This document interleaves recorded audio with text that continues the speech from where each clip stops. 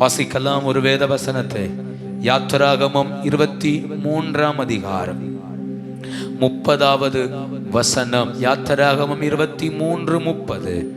நீ விருத்தி அடைந்து தேசத்தை சுதந்தரித்து கொள்ளும் வரைக்கும் அவர்களை கொஞ்சம் கொஞ்சமாய் உன் முன் நின்று துரத்தி விடுவேன். இந்த வசனத்தை சேர்ந்து வாசிங்க.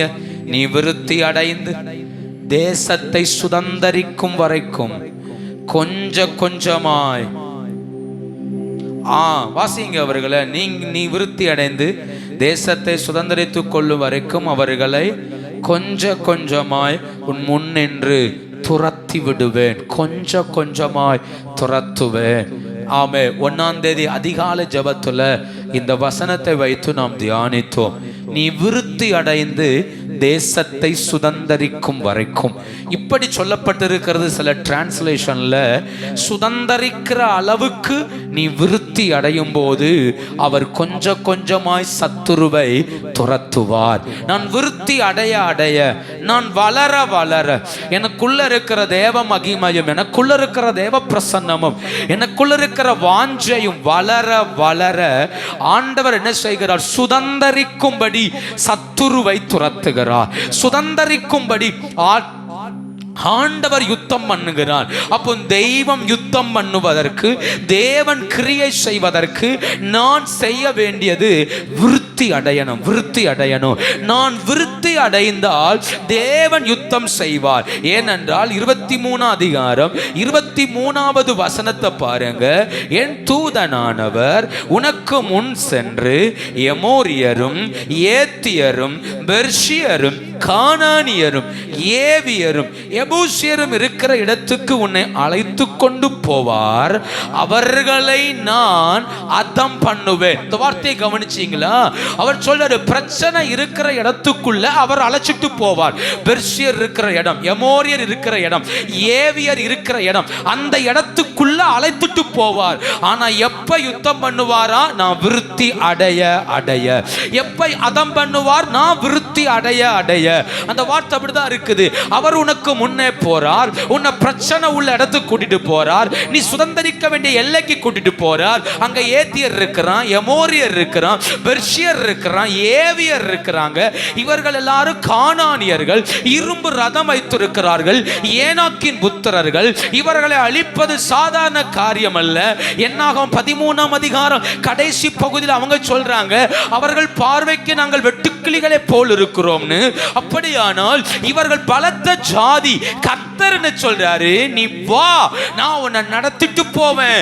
நீ விருத்தி அடைய அடைய இவர்களை உன் முன் நின்று துரத்துவேன். நீ எவ்வளவுக்கு எவ்வளவு விருத்தி அடைகிறாயோ, எவ்வளவுக்கு எவ்வளவு வளருகிறாயோ, அந்த அளவுக்கு இந்த சத்துருக்களை கொஞ்சம் கொஞ்சமாய் துரத்துவேங்கிறாரு. யாத்திராகமம் 23ஆம் அதிகாரம் 29ஆம் வசனத்துல பாருங்க. தேசம் பாலாய் போகாமலும் காட்டு மிருகங்கள் உனக்கு விரோதமாய் பெருகாமலும் இருக்கும்படி நான் அவர்களை ஒரே வருஷத்துக்குள்ளே உன் முன் நின்று துரத்தி விடாமல். அப்படியானா ஆண்டவருக்கு ஒரே வருஷத்துல துரத்தி விட முடியும். ஒரே வருஷத்துல மாற்றத்தை தர முடியும். ஒரே நாளில் மாற்றத்தை தர முடியும். அவர் என்ன சொல்றாரு?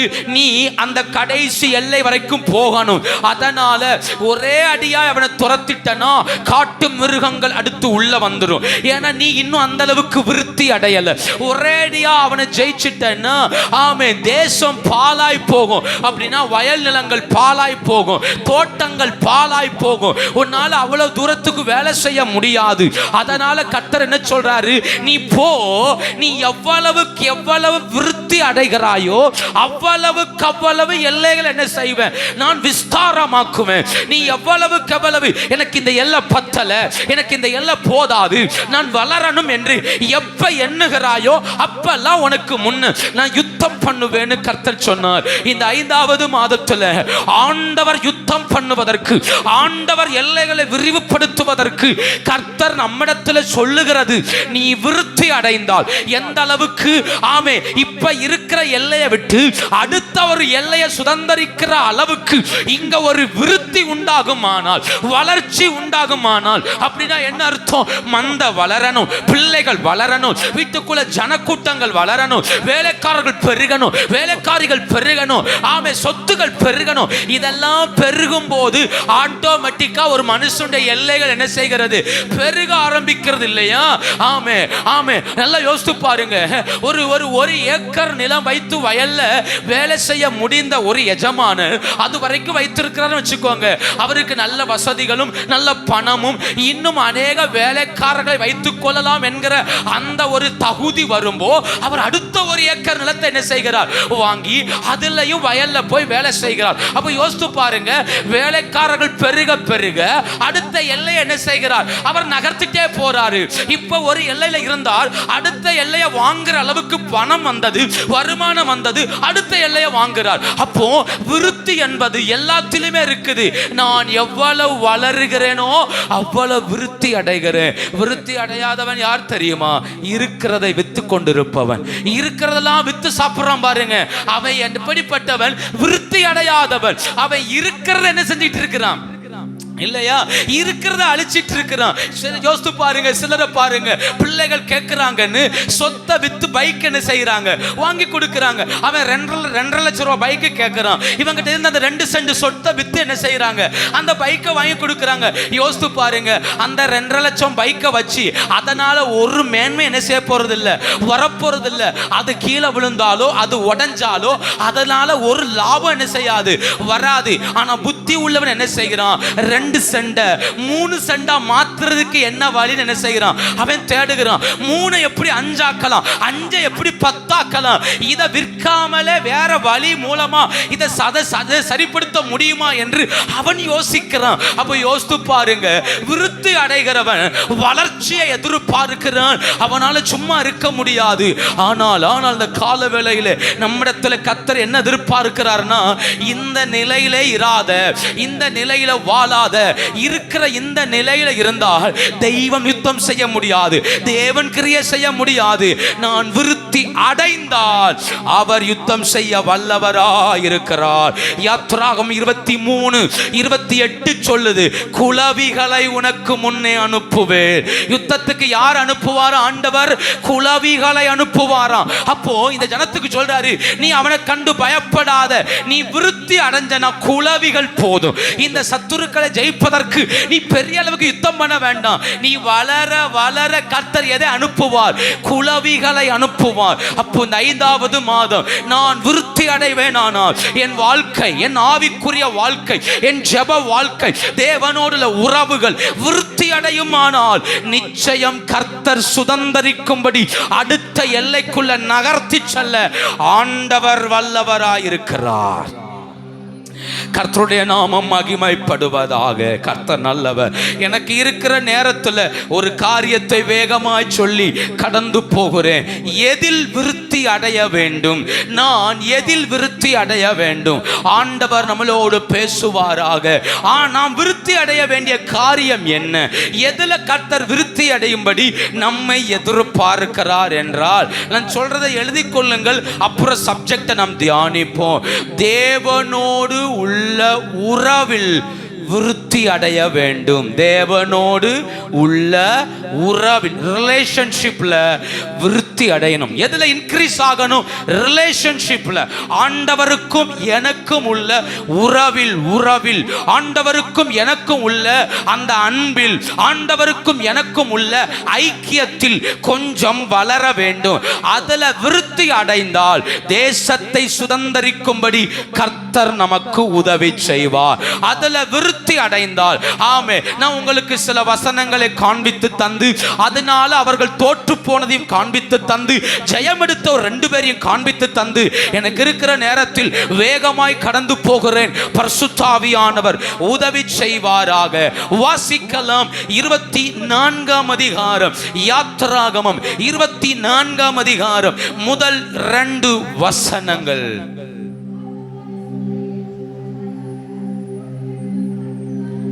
யாத்ராகமம் 24ஆம் அதிகாரம் 1-2. பின்பு அவர் மோசேயை நோக்கி, ஆரோனும் நாதாபும் அபியூவும் 70 பேரும் கர்த்தரிடத்தில் ஏறி வந்து தூரத்தில் இருந்து பணிந்து கொள்ளுங்கள். மோசே மாத்திரம் சமீபித்து வரலாம், அவர்கள் சமீபித்து வரலாகாது. கர்த்தருடைய நாமம் மகிமைப்படுவதாக. இந்த யாத்ராக புஸ்தகம் ரொம்ப விசேஷித்தமானது. 19ஆம் அதிகாரத்தில் அவர்களை ஆண்டவர் சீனாய் மலைக்கு அழைத்துட்டு வந்தார். அங்க வச்சு சொன்ன ஜனங்களை பரிசுத்தப்படுத்தி நான் ஜனங்களோடு பேச போகிறேன் என்று சொன்னார். அப்படி சொன்ன ஆண்டவர் 20ஆம் அதிகாரத்தில் ஜனங்கள் காதுகள் கேட்க கர்த்தர் பேசினார். அப்பொழுது ஜனங்கள் சொன்னார்கள், ஆண்டவர் எங்களோடு பேச வேண்டாம், மோசே நீர் எங்களோடு பேசும் என்று சொன்னார்கள். அப்போது ஆண்டவர் 21, 22, 23 இந்த அதிகாரங்களில் சில நியாய பிரமாணங்களை மோசேயிடத்தில் கர்த்தர் பேசினார். பேசி முடித்ததுக்கு பிறகு 24ஆம் அதிகாரம் வரும்போது கர்த்தர் என்ன சொல்றாரு மோசேட்ட, மோசே நீ ஒன்னு பண்ணு, ஆரோனை கூட்டிட்டு வா. ஆரோனுடைய மூத்த பிள்ளைகள் 2 பேர், நாதாப் அபியூ, அந்த 2 பேரையும் கூட்டிட்டு வா. அதுக்கப்புறம் 70 மூப்பர்கள். இந்த இஸ்ரவேல் கோத்திரத்தில் எத்தனை மூப்பர்கள் இருக்கிறார்கள்? 70 மூப்பர்கள். அத்தனை பேரையும் கூட்டிட்டு வான்னு சொன்னார். உடனே மோசே ஜனங்கள் எல்லாம் கீழே விட்டுட்டு இந்த 70 மூப்பர்கள், மோசே, ஆரோன், 2 நாதாப்பும் அபியூவும் 74 பேர் தேவ சமூகத்துக்கு வருகிறார்கள். அப்படி வரும்போது கர்த்தர் சொல்றாரு, மோசே ஒன்னு பண்ணு, நீ மட்டும் என் கிட்ட வா, மீதி 73 பேர் என்ன செய்யக்கூடாது, சமீபத்தில் வரக்கூடாது, அவர்கள் தூரத்திலே பணிந்து கொள்ளட்டும், நீ மட்டும் கிட்ட வாங்குறார். ஜனங்கள் மலையில ஏறக்கூடாது. யோசித்து பாருங்க, கர்த்தர் தான் கூப்பிட்டார், கர்த்தர் தான் அழைத்தார். ஆனால் கர்த்தர் அழைத்த போது மோசேட்ட சொல்றார், நீ மட்டும் வரலாம், நீ மட்டும் வரலாம், நீ மட்டும் என் கிட்ட வந்து பணிந்து கொள்ளலாம், நீ மட்டும் என் சமீபத்தில் வரலாம். ஆமே. ஆனா அந்த 73 பேரும் வரக்கூடாது என்று சொன்ன போது மோசே அதை கீழே வந்து ஜனங்களுக்கு அறிவிக்கிறான், மூப்பர்களுக்கு அறிவிக்கிறேன், எப்பா நீங்களாம் சமீபத்து வரக்கூடாதான், தூரத்தில் இருந்துதான் கர்த்தரை பணிந்து கொள்ளணுமா அப்படின்னு சொல்லி மோசே அங்க ஒரு காரியத்தை செய்கிறார். நல்லா புரிந்து கொள்ளுங்கள்.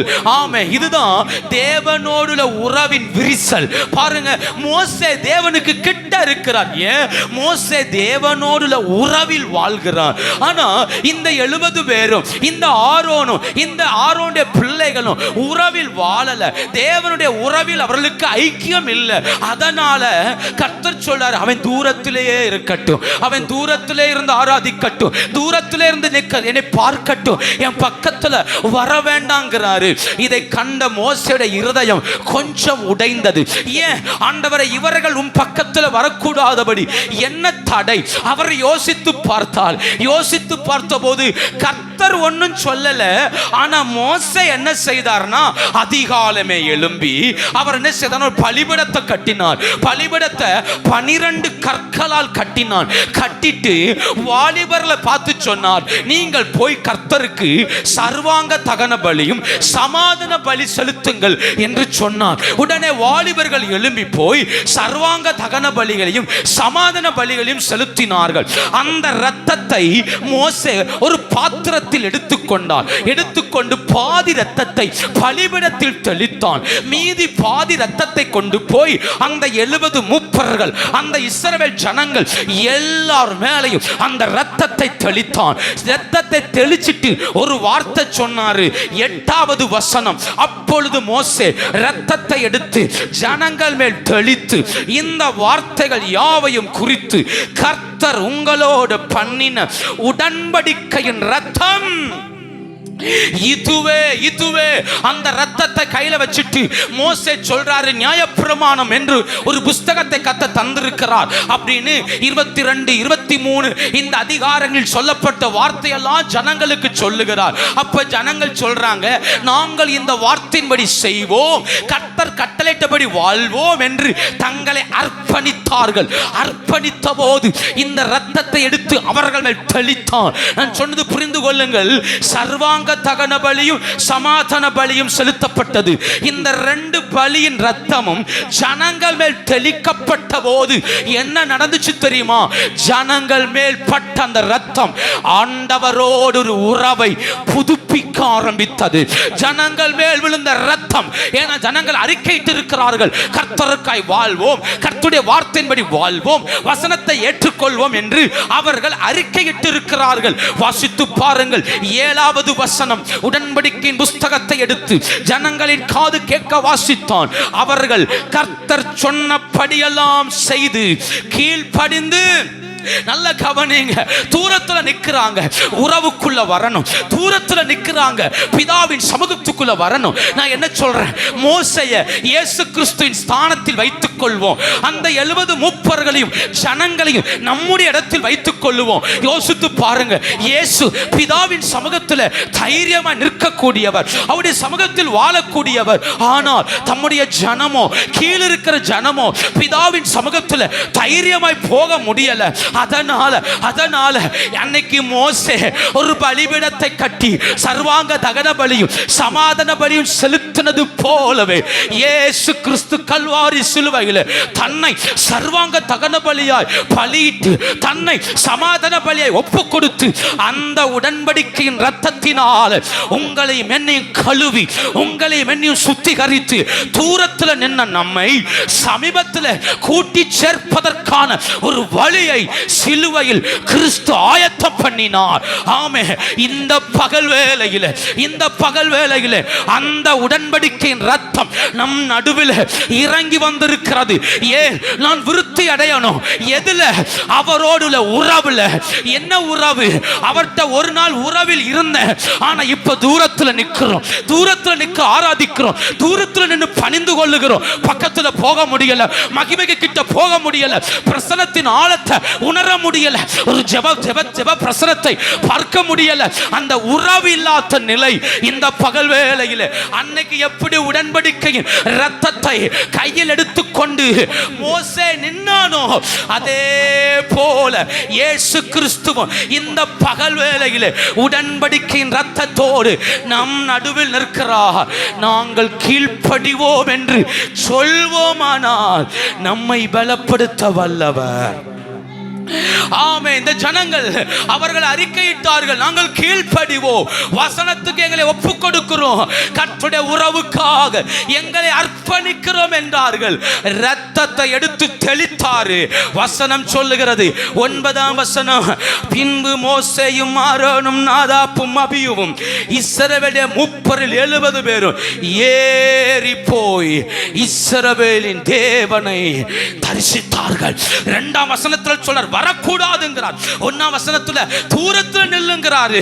ஆனா 10ஆம் வசனம் சொல்லுது அவர்கள் இஸ்ரவேலின் தேவனை தரிசித்தார்கள். நல்லா புரிந்து கொள்ளுங்கள், 2 சம்பவம் நடக்கிறது. 1, வசனத்துக்கு கீழ்ப்படிவோம் என்று அறிக்கையிட்டார்கள். 2, இரத்தத்தால் தெளிக்கப்பட்டார்கள்.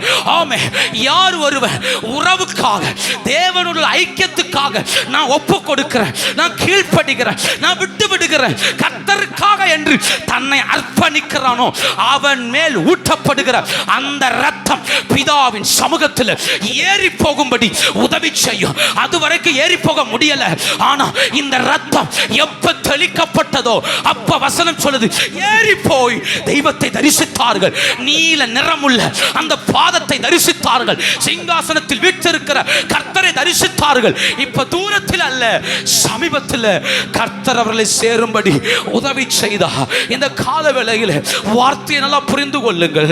நான் உறவில் சேருவதற்காக கிறிஸ்து தன் கையில் இரத்தத்தோடு நிற்கிறார். உடன்படிக்கையின் இரத்தம். மத்தேயு சுவிசேஷம் 26ஆம் அதிகாரம், மத்தேயு 26ஆம் அதிகாரம், Praise God, 27, 28 வசனத்தை வாசித்து பாருங்கள். கொடுத்து பானம் பண்ணுங்கள், இது பாவ மன்னிப்பு உண்டாகும்படி அநேகருக்காக சிந்தப்படுகிற புது உடன்படிக்கைக்குரிய என்னுடைய ரத்தம் இயேசு கிறிஸ்து பாத்திரத்தை எடுத்து சீசர்கள் கையில கொடுத்துட்டு சொல்றாரு, பானம் பண்ணுங்கள், இது அநேகருடைய பாவத்தை மன்னிக்கும்படி புது உடன்படிக்கைக்குரிய ரத்தமா இருக்கிறது. பிதாவின் சமூகத்தில் சேர முடியல, தேவ சமூகத்தில் நிற்க முடியல, ஆண்டவரோடு உறவு வைக்க முடியல. அப்படிப்பட்ட இடத்துல இயேசு கிறிஸ்து தன்னை அர்ப்பணித்து அந்த ரத்தத்தை கையில் எடுத்து சொல்றாரு, இது உன் மேல படும்போ புதிய உடன்படிக்கைக்குரிய மனுஷனால் நீ மாற்றப்படுவ.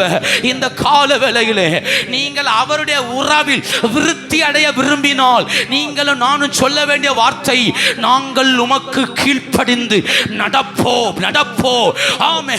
யார் ஒருவன் ஆண்டவரை பார்த்து நான் உம்முடைய வார்த்தையின்படி நடப்பேன், உம்முடைய சத்தத்தை கேட்பேன், உம்முடைய வசனத்தில் வாழ்வேன், என்னை அர்ப்பணிக்கிறேன் என்று சொல்லுகிறானோ அவன் மேலெல்லாம் உடன்படிக்கையின் ரத்தத்தை ஊற்றுவதற்கு இயேசு வல்லவராய் இருக்கிறார். பலிபீடத்தை கட்டி பலி செலுத்தி அந்த ரத்தத்தை கையில் வைத்திருக்கிறார். இந்த பகல் சொல்ல முடியுமா, இந்த 5வது மாதத்தின் 3வது நாளில் நான் உம்முடைய வசனத்தின்படி நடக்க என்னை அர்ப்பணிக்கிறேன் என்று உங்கள் இருதயத்தில் இருந்து கர்த்தரை பார்த்து சொல்ல முடியுமா? நான் வார்த்தையின்படி வாழ என்னை ஒப்புக் கொடுக்கிறேன் உங்களால் சொல்ல முடியுமா? ஆண்டவரே, உம்முடைய வசனத்திற்கு என்னை ஒப்புக் கொடுக்கிறேன். உறவில் வளரணும், நான் தூரத்தில் அல்ல, நான் சமீபத்தில் சேர்வதற்கு எதையும் இழக்க ஆயத்தம். நான் தூரத்தில் அல்ல, சமீபத்தில் வந்து நிற்பதற்கு எதையை விட்டுவிட ஆயத்தம். அவர்கள் அர்ப்பணித்தார்கள். உடன்படிக்கையின் ரத்தம் அவர்களை ஏறி போக வைத்தது. உடன்படிக்கையின் ரத்தம் அவர்களை புதுப்பித்தது. நான் என்ன சொல்றேன், அர்ப்பணிப்பு இல்லாமல் உறவு இல்லை, அர்ப்பணிப்பு இல்லாமல் ஐக்கியம் இல்லை, அர்ப்பணிப்பு இல்லாமல் தெய்வத்தோடு சமாதானம் இல்லை. எங்க ஐக்கியமோ அங்க உறவு வளருகிறது. அவர்கள் ஐக்கியப்பட தங்களை அர்ப்பணித்தார்கள். யோசித்து பாருங்க, யூதாஸ் எழும்பி வெளியே போனான். அவன் வெளியே போன பிறகு அந்த உடன்படிக்கையின் ரத்தத்தால அவனை மீட்க முடியல. ஆனா பேதுரு சொன்னா, உமக்காக ஜீவனை கொடுப்பேன். கர்த்தர் சொன்னாரு, நீ மறுதலிப்ப, ஆனா ஒன்னு விசுவாசம் ஒளிந்து போகாதபடி ஜோமன்ன நான் விண்ணப்பம் பண்ணிருக்கிறேன். சாத்தான் சொல்லகளை போட்டு புடைக்க போறான். சாத்தான் சொல்லகளை போட்டு உன்னை கோதுமையை புடைப்பது போல புடைக்குவேன் என்று என்கிட்ட அனுமதி வாங்கியிருக்கிறான். ஆனா விசுவாசம் ஒளியாதுப்பா. நான் பிதாட்ட ஜோம் பண்ணேன். ஏன் ஜோம் பண்ணாரு? அது உறவு. இயேசு கிறிஸ்துவுக்கும் பேதுருக்கும் இருந்த உறவு எங்க இருக்கோ அங்க கிருபை உண்டு. உறவு இருக்கிற இடத்துல கிருபை உண்டு. ஆமே. யார் உறவை விரும்புகிறார்களோ அவர்களுக்கு கிருபை உண்டு. அவர்கள் சமீபத்து வரும்படி அவர் உதவி செய்கிறார். மோசே மாத்திரம் வரலாம் என்று சொன்ன அதே இடத்தில் 70 பேரும் போய் கர்த்தரை தரிசித்தார்கள்.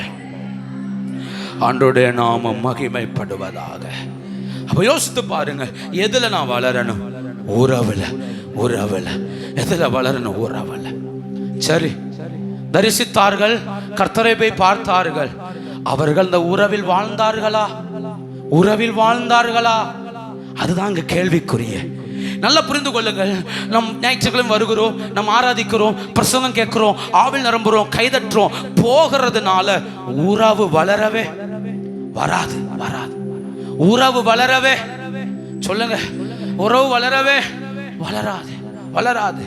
முன்னெல்லாம் இப்ப இல்ல, முன்ன காலங்கள்ல டெலிஃபோன் இல்லாத காலங்கள், டெலகிராம் இல்லாத காலங்கள், தந்தி இல்லாத காலங்கள்ல என்ன செய்வார்கள்? வெளிநாட்டில் இருக்கிறவர்கள் ஒரு கடிதம் அனுப்புவார்கள். அந்த கடிதத்துக்காய் குடும்பங்கள் என்ன செய்யும்? காத்து கிடக்கும். அந்த ஒரு கடிதத்துக்காய். அந்த கடிதத்தில் அவர் 1 மாசம் கழிச்சு தான் வந்து சேரும். அவர் எழுதின இந்த எழுத்துக்கள், அந்த வார்த்தைகளை வைத்து அவருடைய மனைவியோ, அவருடைய பிள்ளைகளோ, பெற்றோரோ அதை வைத்துக்கொண்டே என்ன செய்யணும்? அடுத்த கடிதம் வரும் வரைக்கும் என்ன செய்யணும்? வாழணும். இங்க இருக்கிற தகவலை எழுதுனா உடனே கிடைக்காது, 1 மாசம் கழிச்சு தான் கிடைக்கும். அதை கையில கிடைச்ச உடனே அதை கையில வச்சுக்கிட்டே அவர் என்ன செய்வாரு? அதை வாஸ்து பார்த்து என்ன செய்வாரு, வாழ்வார். பழைய ஆட்களை கேட்டு பாருங்க, கடிதங்களை பத்திரமா வச்சிருப்பாங்க. ஏன்னா அது ஒரு பெரிய உறவா எண்ணினார்கள்.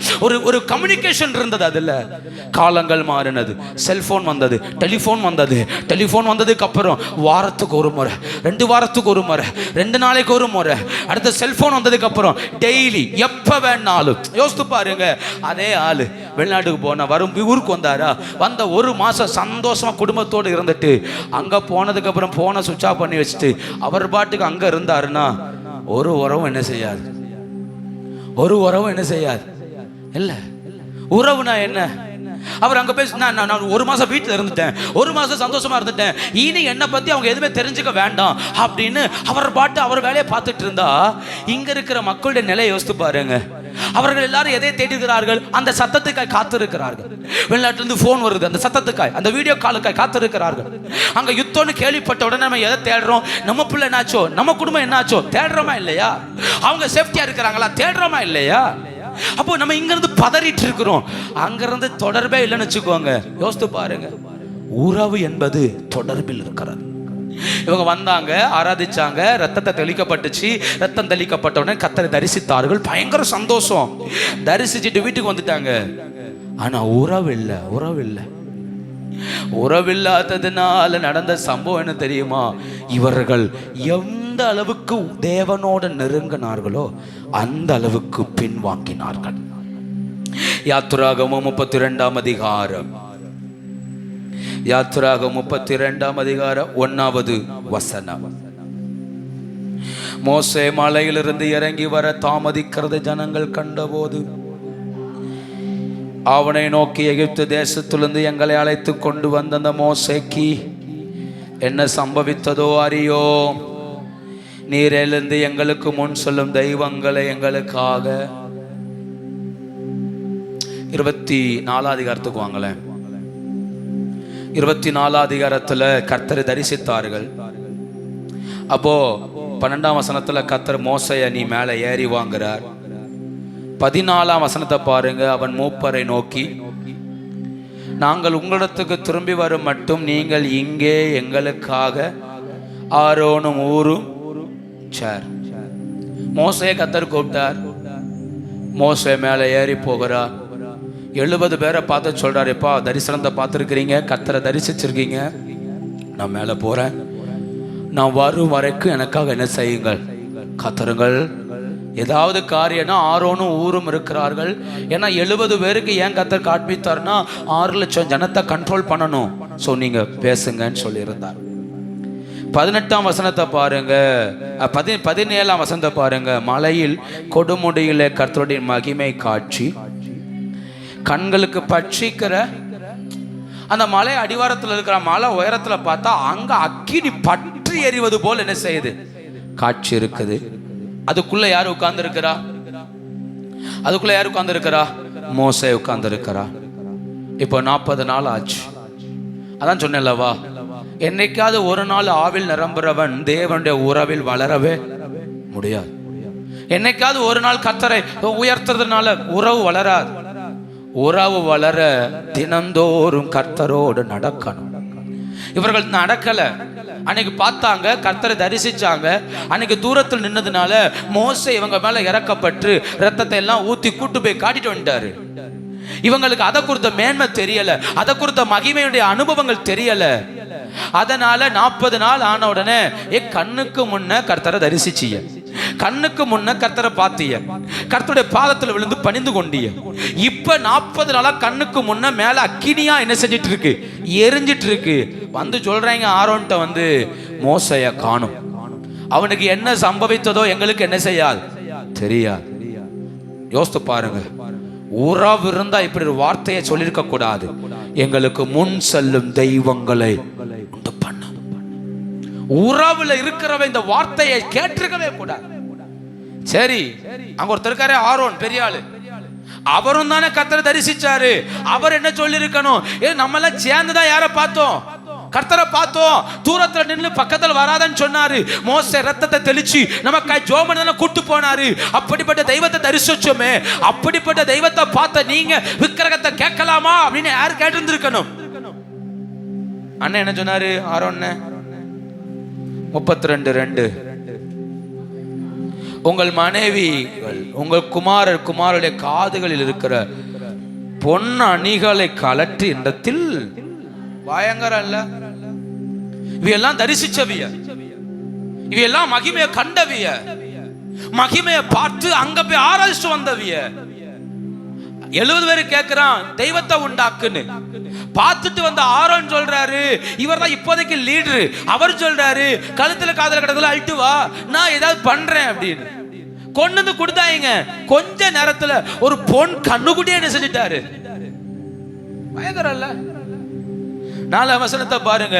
அவர்கள் கையில் இருந்த அந்த பொன்னை வாங்கி சிற்ப கருவினால் கருப்பிடித்து ஒரு கன்றுக்குட்டியை வார்ப்பித்தான். அப்பொழுது அவர்கள், இஸ்ரவேலரே, உங்களை எகிப்து தேசத்திலிருந்து அழைத்து கொண்டு வந்த உங்கள் தெய்வங்கள் இவைகளே. அந்த அவர்கள் யார்? அந்த அவர்கள் யார்? 70 மூப்பர்கள். செஞ்சது ஆரோன். அத முரசடிச்சு சொன்னது யாரு? 70 மூப்பர்கள். என்ன சொல்றாங்க? எகிப்திலிருந்து நம்மளை வழிநடத்தி கொண்டு வந்த. நான் சொன்னேன் இல்லையா, ஒரு நாள் எமோஷனல் ஆன உடனே நம்ம வாழ்க்கை மாறவே. தேவனை தரிசித்தார்கள். தூரத்தில் நின்று அவர்களை மோசே அவர்கள் மேல் வைத்த அன்பினால நான் பக்கத்துல போறேன், ஆனா என் மூப்பர்கள் பக்கத்துல என்ன செய்ய முடியல, வர முடியலன்னு சொல்லி பலி செலுத்தி அவர்களை பக்கத்துல கொண்டு போய் விட்டுட்டாரு. நனைஞ்சிட்டாங்க, மகிமையை பார்த்துட்டாங்க. பார்த்த உடனே மோசே நினைச்சாரு, இவங்க பார்த்ததுனால 40 நாள் என்ன 80 நாள் ஆனாலும் காத்திருப்பாங்க நினைச்சாரு. இல்ல, பார்த்ததுனால யாரும் காத்திருக்க மாட்டாரு. அதே நான் பிரசனத்தை பார்த்தேன், சபைக்கு போனேன், நான் ஆராதிச்சேன், நான் விடுதலை ஆனேன், அதனால மாற்றம் என்ன செய்யாது? வராது. இவர்களுக்கு மாற்றம் வரல. வசனம் சொல்லுகிறது 32ஆம் அதிகாரம் 25ஆம் வசனம், ஜனங்கள் தங்கள் பகைவர்களுக்குள் அவமானப்படத்தக்கதாய் ஆரோன் அவர்களை நிர்வாணமாக்கி இருந்தான். ஜனம் எப்படி இருந்தாங்க? இப்போ ஜனம் எப்படி இருந்தாங்க? நிர்வாணமா இருந்தார்கள். அவங்க ஆடி பாடி கொண்டாடுனதுல வேசித்தனம் பண்ண ஆரம்பிச்சிட்டாங்க. வஸ்திரத்தை இழந்தார்கள், மகிமை இழந்தார்கள். யோசித்து பாருங்க, 73 பேர் மகிமையை கண்டவங்க இருக்கிறான், ஒருத்தன் இல்ல. மகிமையை கண்ட 73 பேர் இருக்கிறான், பிரசனத்தை கண்ட 73 பேர் இருக்கிறான். வளரலையே, விருத்தி அடையலையே. இந்த கால வேளையில நம்ம இந்த நிலையில தான் உட்கார்ந்து இருக்கிறோம். மகிமையை பார்க்கிறோம், பிரசனத்தை உணர்றோம், ஏதோ ஒரு ஜபத்துல, ஏதோ ஒரு ஆராதனையில், ஏதோ அபிஷேகத்தை ஆழமா பார்க்கிறோம். அப்புறம் உறவில்லையே. தேவனோடு உறவு இருந்தா ஆரோன் சொல்லியிருப்பார் இல்ல, மலையில கண்ட கர்த்தர் நம்மளோடு கூட இருக்கிறாருன்னு. தேவனோடு உறவு இருந்தா 70 மூப்பர் சொல்லியிருப்பாங்கல்ல, நம்ம மோசேக்காய் காத்திருப்போம், கர்த்தர் நிச்சயம் கொண்டு வருவார், நாங்கள் இந்த மலையில தேவ மகிமையை கண்டோம் என்று என்ன செய்திருப்பார்கள்? சொல்லியிருப்பார்களே. உறவில்லையே. உறவில்லாததுனால, அவர்கள் தேவ பிரசனத்தை அறியாததுனால அதை அவமாக்கினார்கள். இந்த கால வேளையில நான் விருத்தி அடைவதற்கு உறவு தேவை. விருத்தி அடைவதற்கு உறவு தேவை. இதை புரிந்து கொண்ட ஆண்டவர் 2 காரியத்தை வைத்தார். இங்க பிரச்சனை, ஆரோனும் 70 மூப்பர்களும் தவறு செய்தார்கள். இந்த ஆரோனும் அந்த பிரசனத்தை உணரணும், மூப்பர்களும் அந்த பிரசனத்தை உணரணும். அதற்காய் தேவன் செய்த 2 காரியங்களை வேகமா வாசிக்க போகிறோம். 1 ஆராதனை. சொல்லுங்க, 1 என்னது? சொல்லுங்க, 1 என்னது? சொல்லுங்க, 1 என்னது? ஆராதனை. லேவியராகமம். ஆமா, 21ஆம் அதிகாரம் 10வது வசனம் 11, 12. தன் சகோதரருக்குள்ளே பிரதான ஆசாரியனாக தன் சிரசில் அபிஷேக தைலம் வார்க்கப்பட்டவனும் அவனுக்குரிய வஸ்திரங்களை தரிக்கும்படி பிரதிஷ்டை பண்ணப்பட்டவனுமாய் இருக்கிறவன் எவனோ தன் பாகையை எடுக்காமலும். லேவியராகமம் 21ஆம் அதிகாரம் 10, 11, 12. தன் பாகையை எடுக்காமலும், கிழித்து கொள்ளாமலும், பிரேதம் இருக்கும் இடத்தில் போகாமலும், தன் தாய்க்காவும் தன்னை தீட்டுப்படுத்திக் கொள்ளாமலும், பரிசுத்த ஸ்தலத்திலிருந்து புறப்படாமலும், தன் தேவனுடைய பரிசுத்த ஸ்தலத்தை பரிசுத்த குலைச்சலாக்காமலும் இருப்பானாக. அவனுடைய தேவனின் அபிஷேக தைலம் என்னும் அவன் தலையின் மேல் இருக்கிறது. நான் கர்த்தர். ஆண்டவர் இப்ப என்ன செய்தார் தெரியுமா? ஆரோன ஆசாரியனை மாற்றினார். ஆரோன பிரதான ஆசாரியனாய் கர்த்தர் உருவாக்கினார். ஆரோன் மேல ஒரு அழைப்பு இருந்தது. ஆரோன் மேல கர்த்தர் மிகப்பெரிய திட்டத்தை வைத்தார். அன்னைக்கு பொறுப்பு இல்லை, அன்னைக்கு என்ன செய்யணும்னு தெரியல. மோசே சொல்லிட்டு போனாரு, நீ இருன்னு சொல்லிட்டு போனார், அவ்வளவுதான்.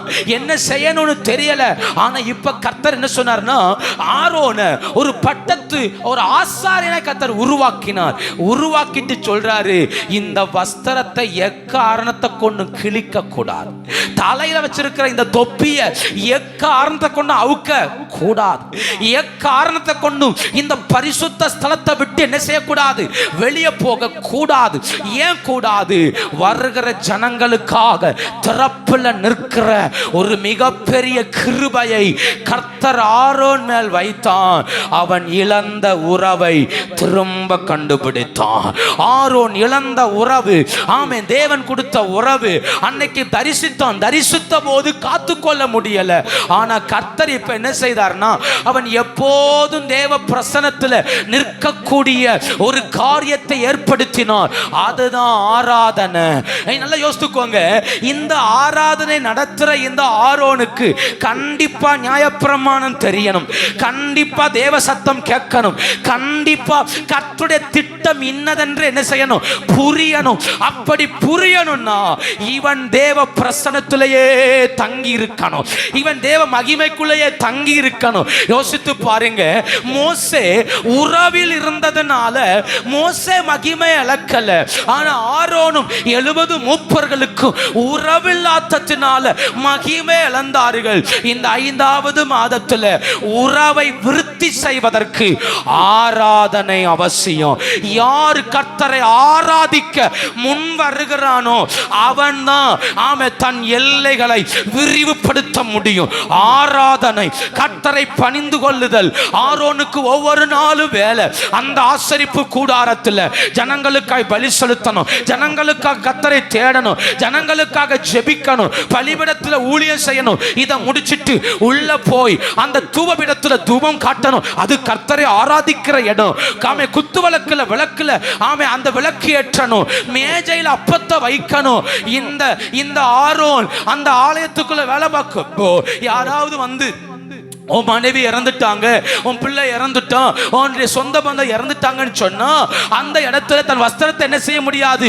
கிழிக்க முடியாது, பாகையை கிழிக்க முடியாது, இறந்தவனுக்காக தன்னை தீட்டுப்படுத்த முடியாது. அவர் சொல்லுவார், எனக்கு ஆராதிக்கணும், எனக்கு கர்த்தரை தேடணும், எனக்கு வேலை இருக்குது, நான் கர்த்தரோடு நடக்கணும். இப்ப அதுல என்னால நிக்க முடியாது. அப்ப யோசித்து பாருங்க.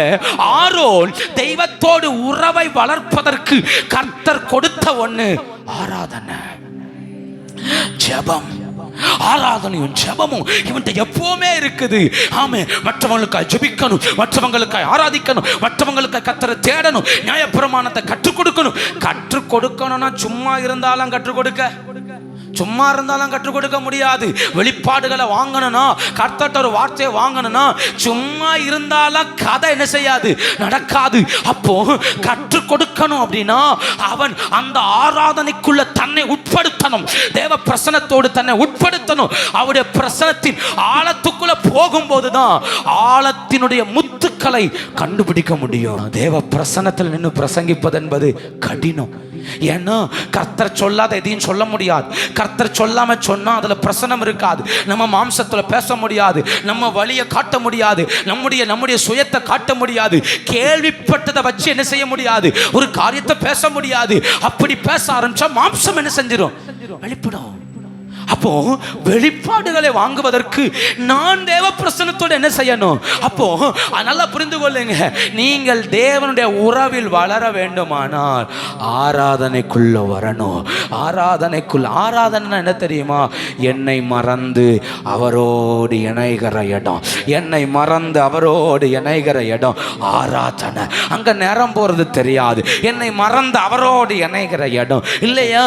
அவரோடு இணைஞ்சு பாட்டு பாடி அவரோடு அவரோடு இணைஞ்சு ஆராதிச்சு, அவரோடு இணைஞ்சு துதிச்சு, அந்த துதியில ஜெபம் வரும், அந்த துதியில ஆராதனை வரும், அந்த துதியில அழுக வரும், அந்த துதியில மகிழ்ச்சி உண்டாகும், அந்த ஆராதனை பலப்படுத்தும்.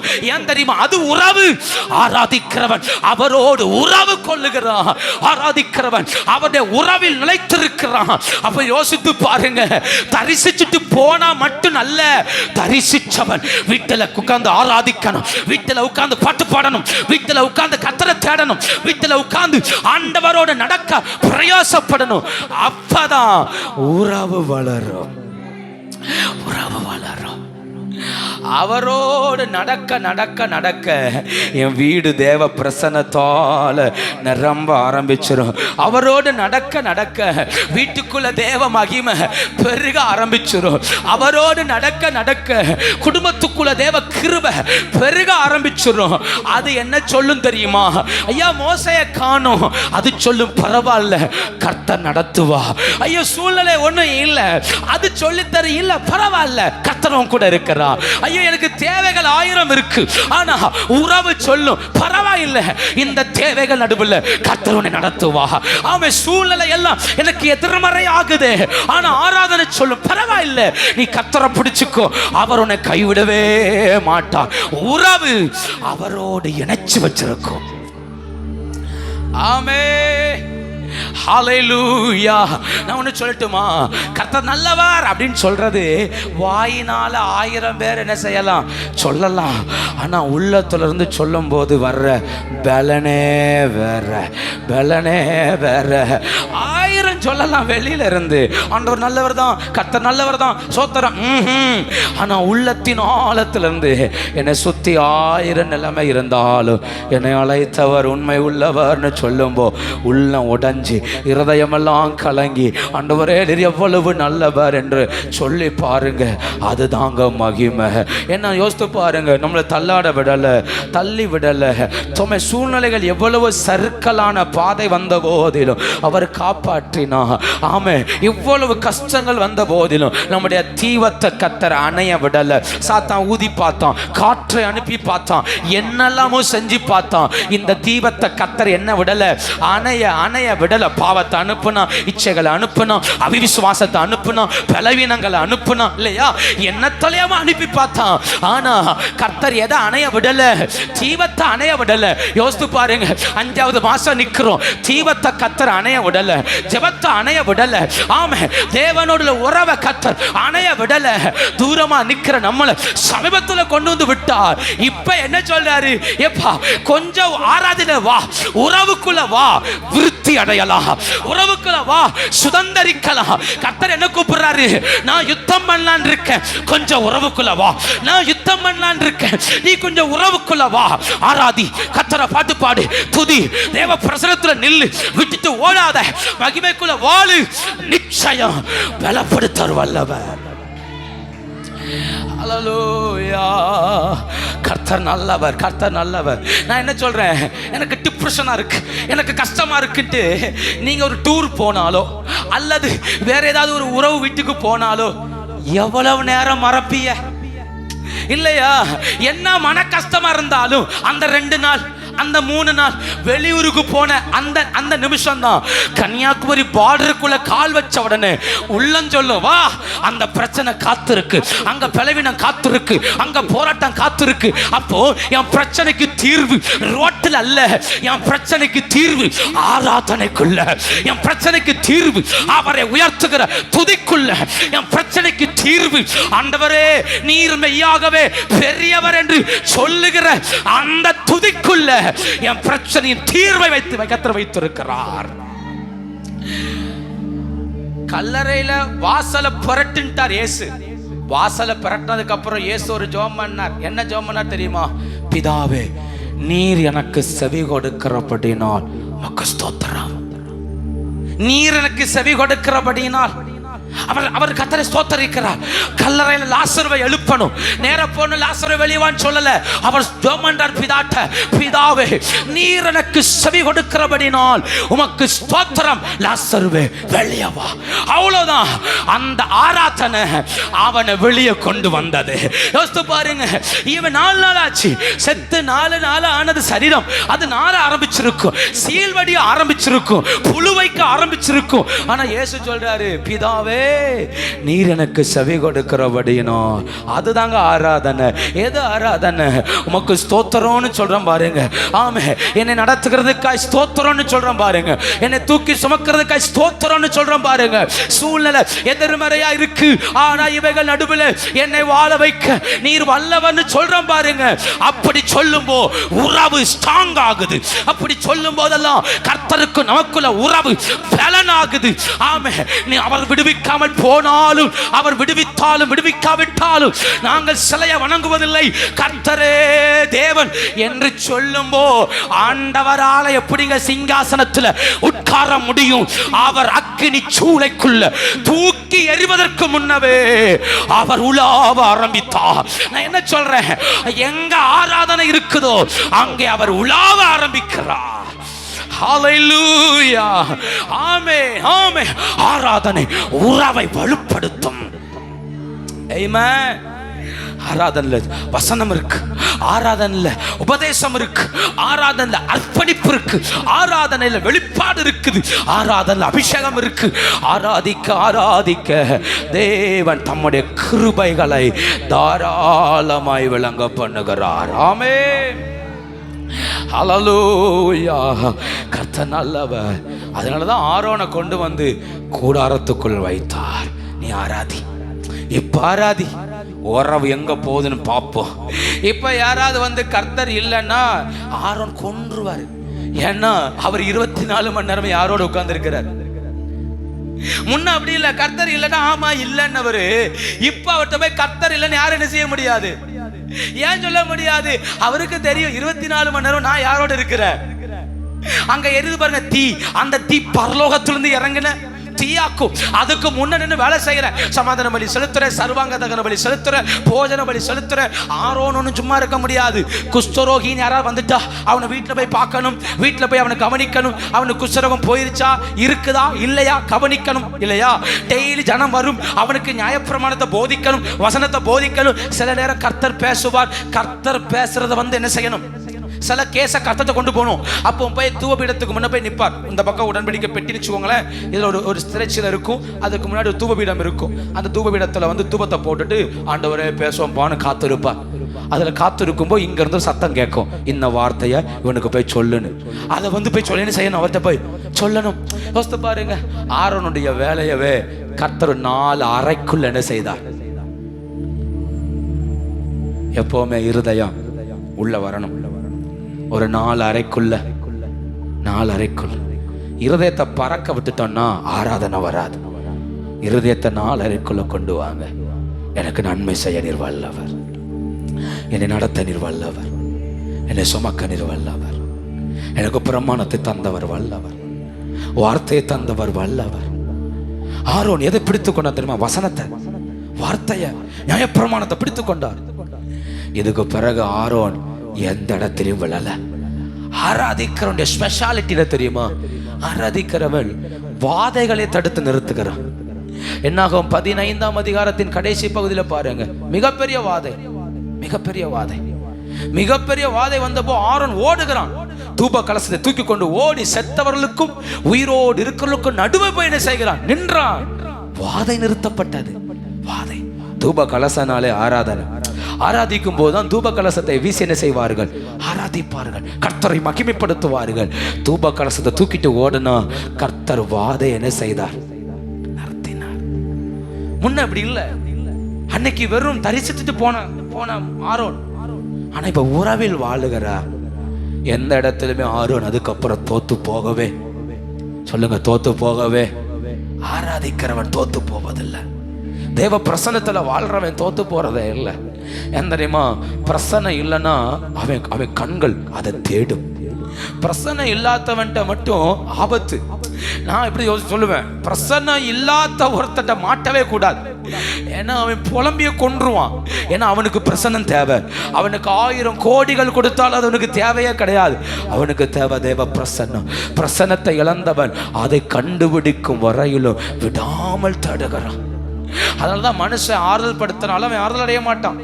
யார் அவனை பலப்படுத்தினாலும் பலப்பட மாட்டான். ஏன்னா பிரசன்னம் மட்டும்தான் அவனை பலப்படுத்த.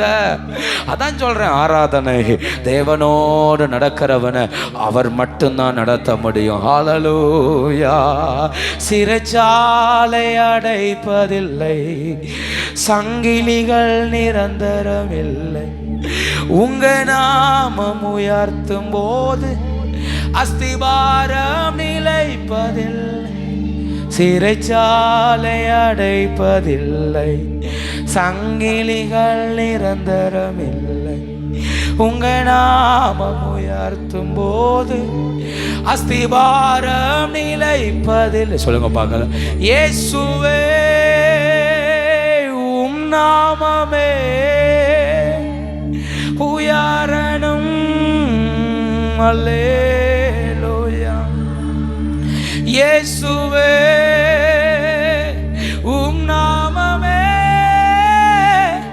பெருகணும். அல்லேலூயா. உங்க அழைப்பு இருந்ததால நாளெந்து போகவில்லை, உங்க அன்பு இருந்ததால நான் கைவிடப்படல, உங்க கிருபை என்ன காத்ததால வாழ்ந்து கொண்டிருக்க, உங்க அன்புக்கு நிகரே இல்லை, உங்க கிருபை என்ன காத்ததால, ஓ உங்க அன்புக்கு நிகரே இல்லை. ஓடுறது, வாழ்றது, நிற்கிறது எல்லாமே அவருடைய கிருபையில், அவருடைய கிருபையில்.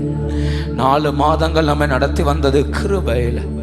அவர் தம்முடைய வார்த்தையில் ஒன்றை கூட தரையில் விடலை.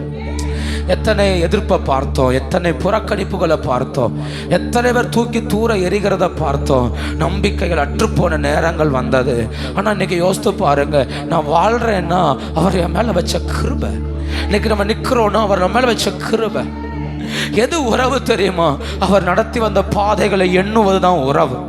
அவர் நடத்தி வந்த வழிகளை எண்ணி கர்த்தரை மகிமைப்படுத்துவதுதான் உறவு. பரவாயில்ல, இப்படியாகிலும் கர்த்தர் வச்சாரே, அவர் எத்தனை நல்லவர். இப்படியாகிலும் கர்த்தர் நடத்தினாரே, அவர் நல்லவர். ஹல்லேலூயா. சந்தோஷமாய் ஹல்லேலூயா. விருத்தி அடையணும் உறவுல. உறவு விருத்தி அடைய ஆராதிக்கணும். காலையில் எழுப்பி ஆராதிங்க, பகல் ஆராதிங்க, ராத்திரி ஆராதிங்க. கர்த்தரை மனதார மகிமைப்படுத்துங்க. ஆராதனை பெருக பெருக உறவு பெருகும். அவரை உயர்த்த உயர்த்த உறவு நிச்சயம் என்ன செய்யும்? பெருகும். கர்த்தர் நடத்துவார்.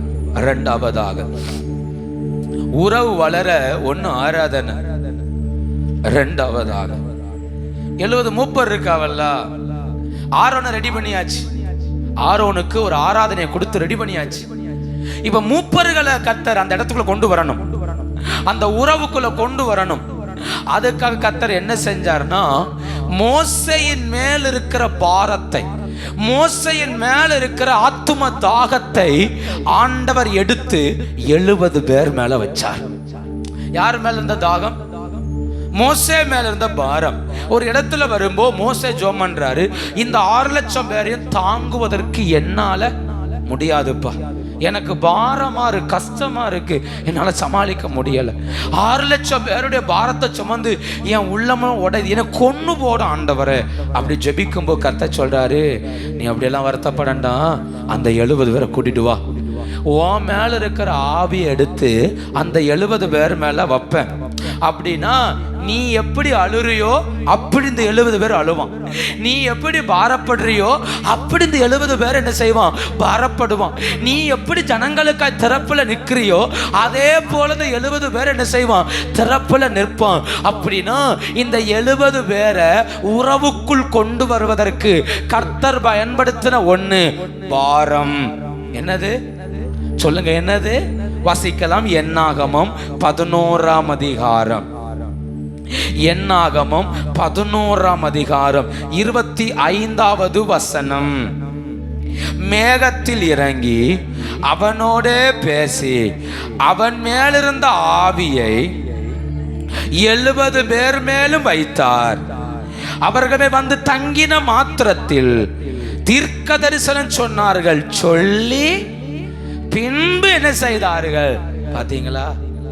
மோசே மேல இருந்த ஆவிய கர்த்தர் எத்தனை பேர் மேல வச்சார்? சொல்லுங்க, எத்தனை பேர் மேல வச்சார்? 70 பேர் மேல. உறவில், தேவனோடு உறவில் வளருவதற்கு பாரம் வேணும். என்ன வேணும்? சொல்லுங்க, என்ன வேணும்? பாரம் எல்லாருக்கும் வருவதில்லை.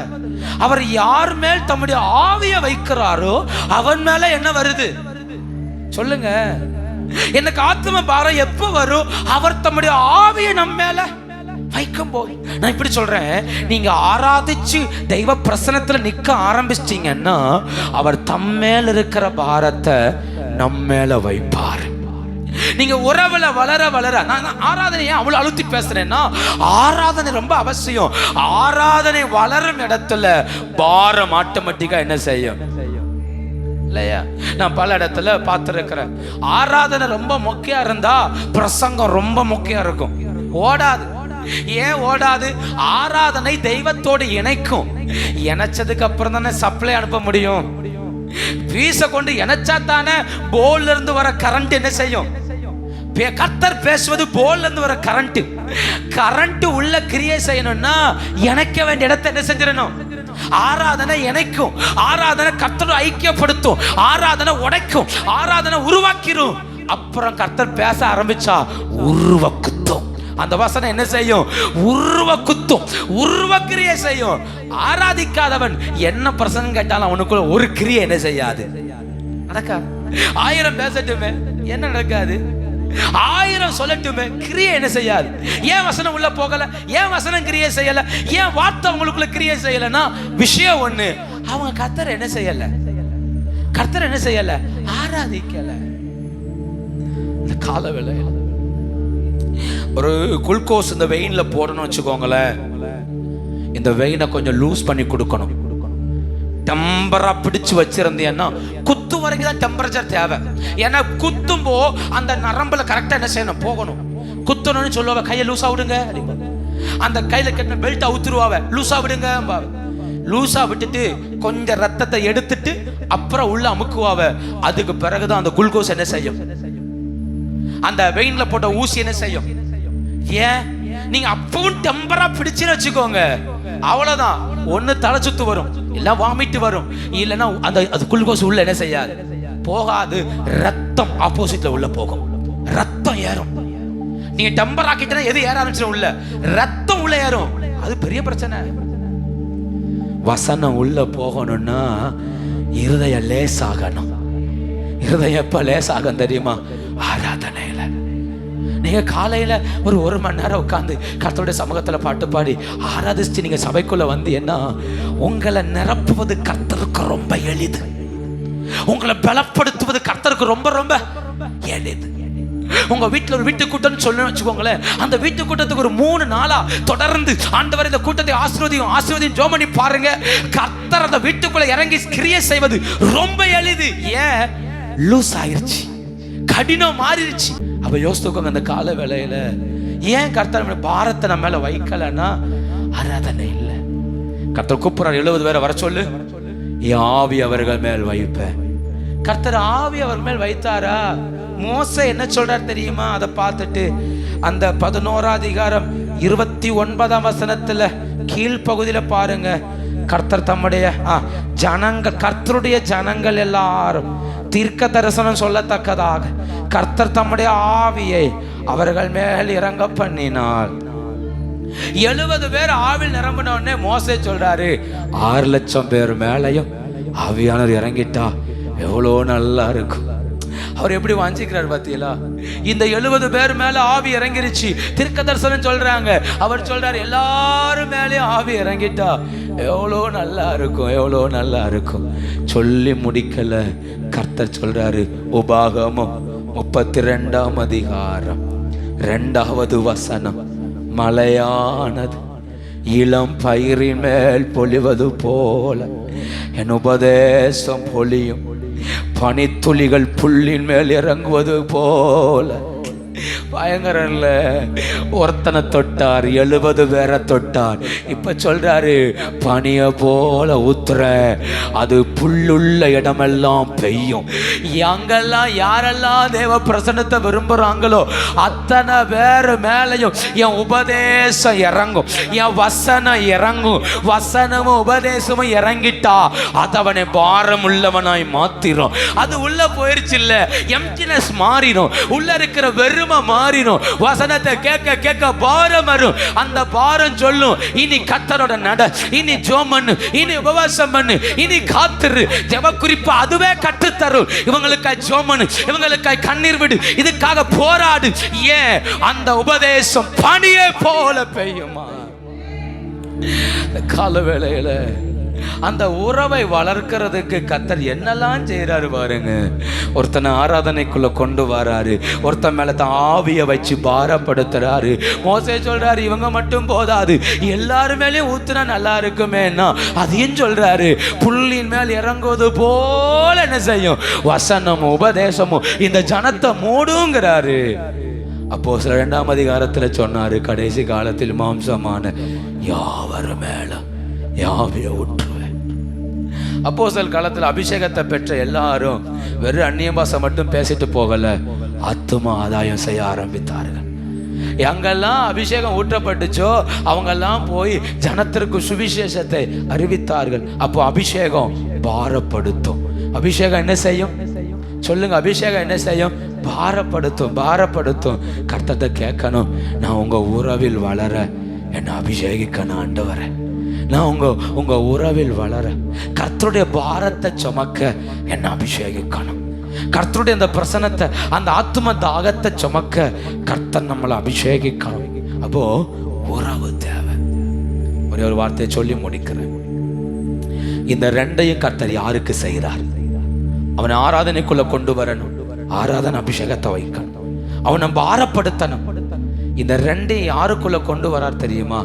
இந்த ரெண்டையும் யார் நேசிக்கிறார்களோ, தேவன் மேல, தன் குடும்பத்தின் மேல, தேசத்தின் மேல யாருக்கு நேசம் இருக்குதோ அவர்கள் மேல கர்த்தர் இதை வைக்கிறார்.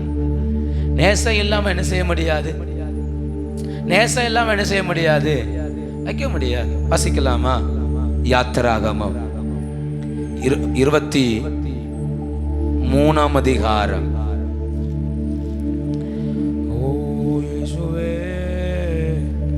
சரி, 21ஆம் அதிகாரம் 5வது வசனம்.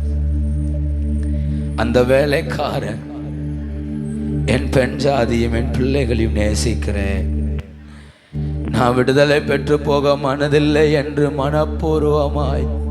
போதும். என்ன பிரமாணம்னா, ஒரு வீட்டில், இஸ்ரவேல் வீட்டில் ஒருத்தன் அடிமையா இருந்தா 7வது வருஷம் அந்த அடிமை என்ன செஞ்சிடணும்?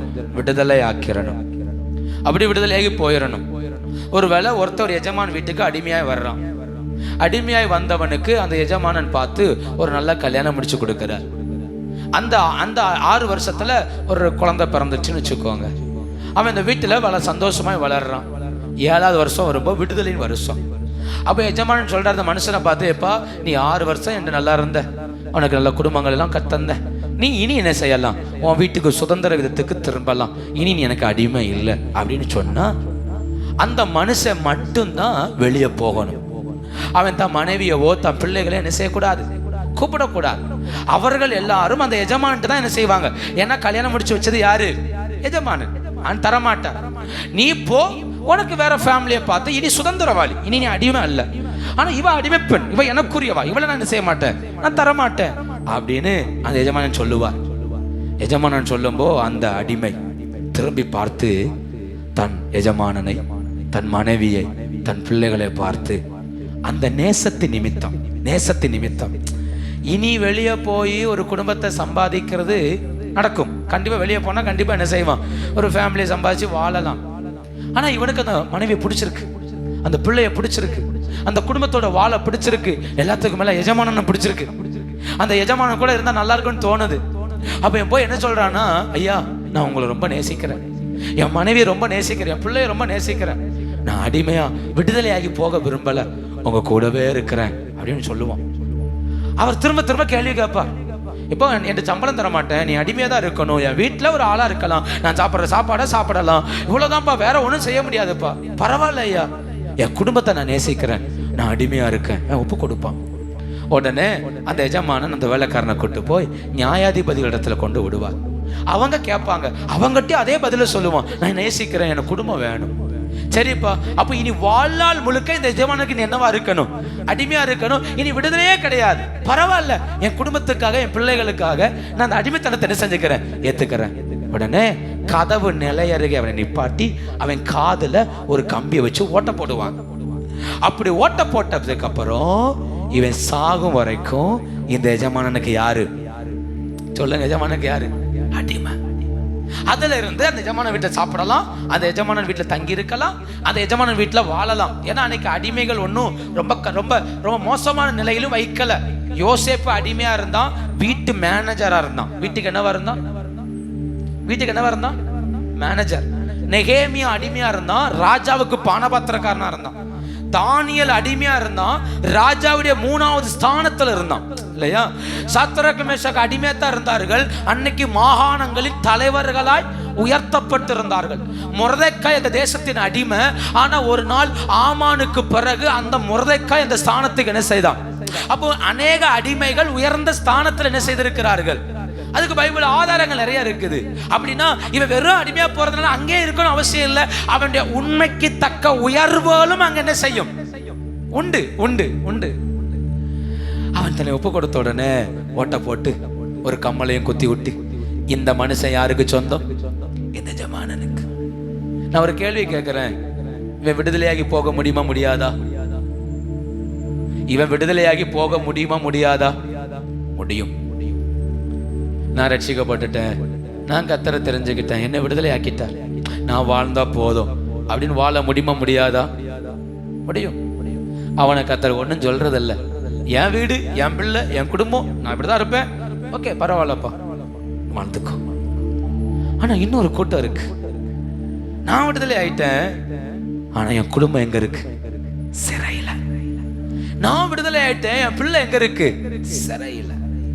நான் விடுதலை ஆயிட்டேன், நான் ரட்சிக்கப்பட்டுட்டேன், நான் கர்த்தரை தேடிட்டேன், எனக்கு விடுதலை கிடைச்சாச்சு, என் நோய் மாறிட்டு, என் பேய் மாறிட்டு, என் வீடு சாபம் மாறிட்டு, என் வீடு ஆசீர்வதிக்கப்பட்டுருச்சு. ஆனா என் குடும்பம் என்ன ஆகல?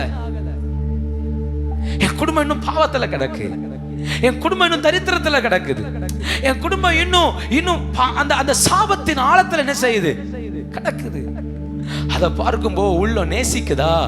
அது என்ன சொல்லுதுன்னா, எஜமான்ட்ட போய், ஆண்டவரே என் குடும்பத்தை என்ன செய்யுங்க? விடுவீங்க, என் குடும்பத்தை விடுவீங்க. அது ஒரு பாரத்தை உருவாக்குது பாத்தீங்களா? ஒரு கண்ணீரை உருவாக்குது பாத்தீங்களா? கர்த்தர் என்ன செய்யறாருன்னா, அதுல இருந்து நம்மள அவருடைய அடிமையாய் மாத்துறாரு. அவருடைய அடிமையா. இப்ப தாம் பாரத்தை அவன் மேல பூரணமா வைக்கிறார். நல்லா புரிஞ்சுக்கோங்க, நான் திரும்ப சொல்றேன். மூத்த இளைய குமாரன் மாதிரி சொத்தை வாங்கிட்டு போனாலும் ஒரு தப்பும், சொல்லுங்க, ஒரு தப்பும் இல்ல. அவன் சொத்து, அவன் உரிமை, அவன் சுயநலம், வாழ்ந்துட்டு போயிடலாம். இந்த உலகத்துல எத்தனையோ அப்படித்தானே இருக்கிறாங்க. என் வீடு, என் பிள்ளை, என் குடும்பம், நான் அப்படியே இருந்துட்டு போறேன். யாருக்கும் ஜெபம் பண்ண மாட்டேன், யாருக்கும் உதவி செய்ய மாட்டேன், யாருக்காகவும் பாரப்பட மாட்டேன். யாருக்காகவும் ரட்சிக்கப்பட்ட அநேகர் தங்கள் சொந்த குடும்பங்களையே ஏன்னு கூட என்ன செய்வதில்லை, கேட்பதில்லையே. அப்படித்தானே வாழ்றோம் அந்த கடின மனிதன் மனதோடு. அதையும் கர்த்தர் நீ ஏன் இப்படி இருக்கன்னு கேட்கறதே கிடையாது. ஆனா உறவு உள்ள ஒருத்தன் அப்படி இருப்பதில்லை. நான் என்ன இவ்வளவு நேரம் பேசுனது உறவை வளர்ப்பதற்கான வழி. ஆனா இப்ப நான் சொல்றது, உறவு என்ற ஒன்று ஆவிக்குரிய உள்ளத்துக்குள்ள கர்த்தர் ஏற்கனவே என்ன செய்திருக்கிறார்? வைத்திருக்கிறார். அது எதின் அடிப்படையில் வரும் தெரியுமா? நேசத்தின் அடிப்படையில். நேசத்தின் அடிப்படையில். ஏன் என்னால ஜெபிக்காம இருக்க முடியலன்னா, நான் நேசிக்கிறேன், என் எஜமானனை நேசிக்கிறேன், என் குடும்பத்தை நேசிக்கிறேன். ஏன் என்னால ஆராதிக்காம இருக்க முடியாதுன்னா, நான் கர்த்தரை என்ன செய்கிறேன்? நேசிக்கிறேன். நான் காலையில சொன்னேன் என் ஒய்ஃப்கிட்ட, கால் வலிக்குன்னா நீ வரன்னா ஒரு அரை மணி நேரம் படுத்து எந்திரிச்சிட்டு வா, கொஞ்சம் ஃப்ரீயா இருக்கும்னு சொன்னேன். சொன்னா இல்ல நான் இப்படியே இருந்தேன்னா பழகிரும், பரவாயில்ல நான் சர்வீஸை நடத்த முடிஞ்ச அளவுக்கு நடத்துறேன், அதுக்கப்புறம் உட்காரேன்னு சொல்லிட்டு உள்ள வந்தேன். எதின் அடிப்படையில எனக்கு வலிக்கு நான் விடுதலையா இருக்கேன்னா என்ன செய்யலாம்? இல்லையா? ஒரே காம்பவுண்ட் தானே, ஜன்னல திறந்து போட்டு படுத்துக்கிட்டே தோத்திரம் பண்ணேன்னு சொன்னா என்ன செய்யலாம்? கர்த்தர் ஒண்ணு நீ ஏன் இப்படி செஞ்ச என்ன செய்யல கேட்க போறது இல்லையே. நான் ஆராதிக்கிறேன், வீட்டுல உட்காந்து சோத்திரம் பண்றேன், ஓகே போகுது இல்ல. ஆனா நேசம் என்ன செய்யுதுன்னா என்ன அடிமையாக்குது. நேசம் என்ன செய்யுது? பரவாயில்ல கால் வலிச்சாலும், பரவாயில்ல இடுப்பு வலிச்சாலும், பரவாயில்ல காய்ச்சல் வந்தாலும், பரவாயில்ல நஷ்டம் வந்தாலும், இல்லையா எனக்கு வாய்ப்பு இருந்தா நான் ஆராதிப்பேங்கிறது பிள்ளை. எனக்கு எது இருந்தாலும் இலட்டாலும் கர்த்தரை தேடுவேங்கிறது அடிமை. நான் என்ன சொல்றேன், நான் பிள்ளைதான், ஆனா என்னை தெய்வத்துக்கு என்ன ஒப்பு கொடுக்கிறேன்? அடிமையா ஒப்பு கொடுக்கிறேன். அதனால அந்த நேசம் என்னை பாரப்படுத்துகிறது, அந்த நேசம் என்னை அழுத்துகிறது. அந்த இடத்தை விட்டு ஓட முடியல, அந்த இடத்தை விட்டு பிரிய முடியல. நேசம் என்னை உறவோடு நெருங்க வைக்கிறது.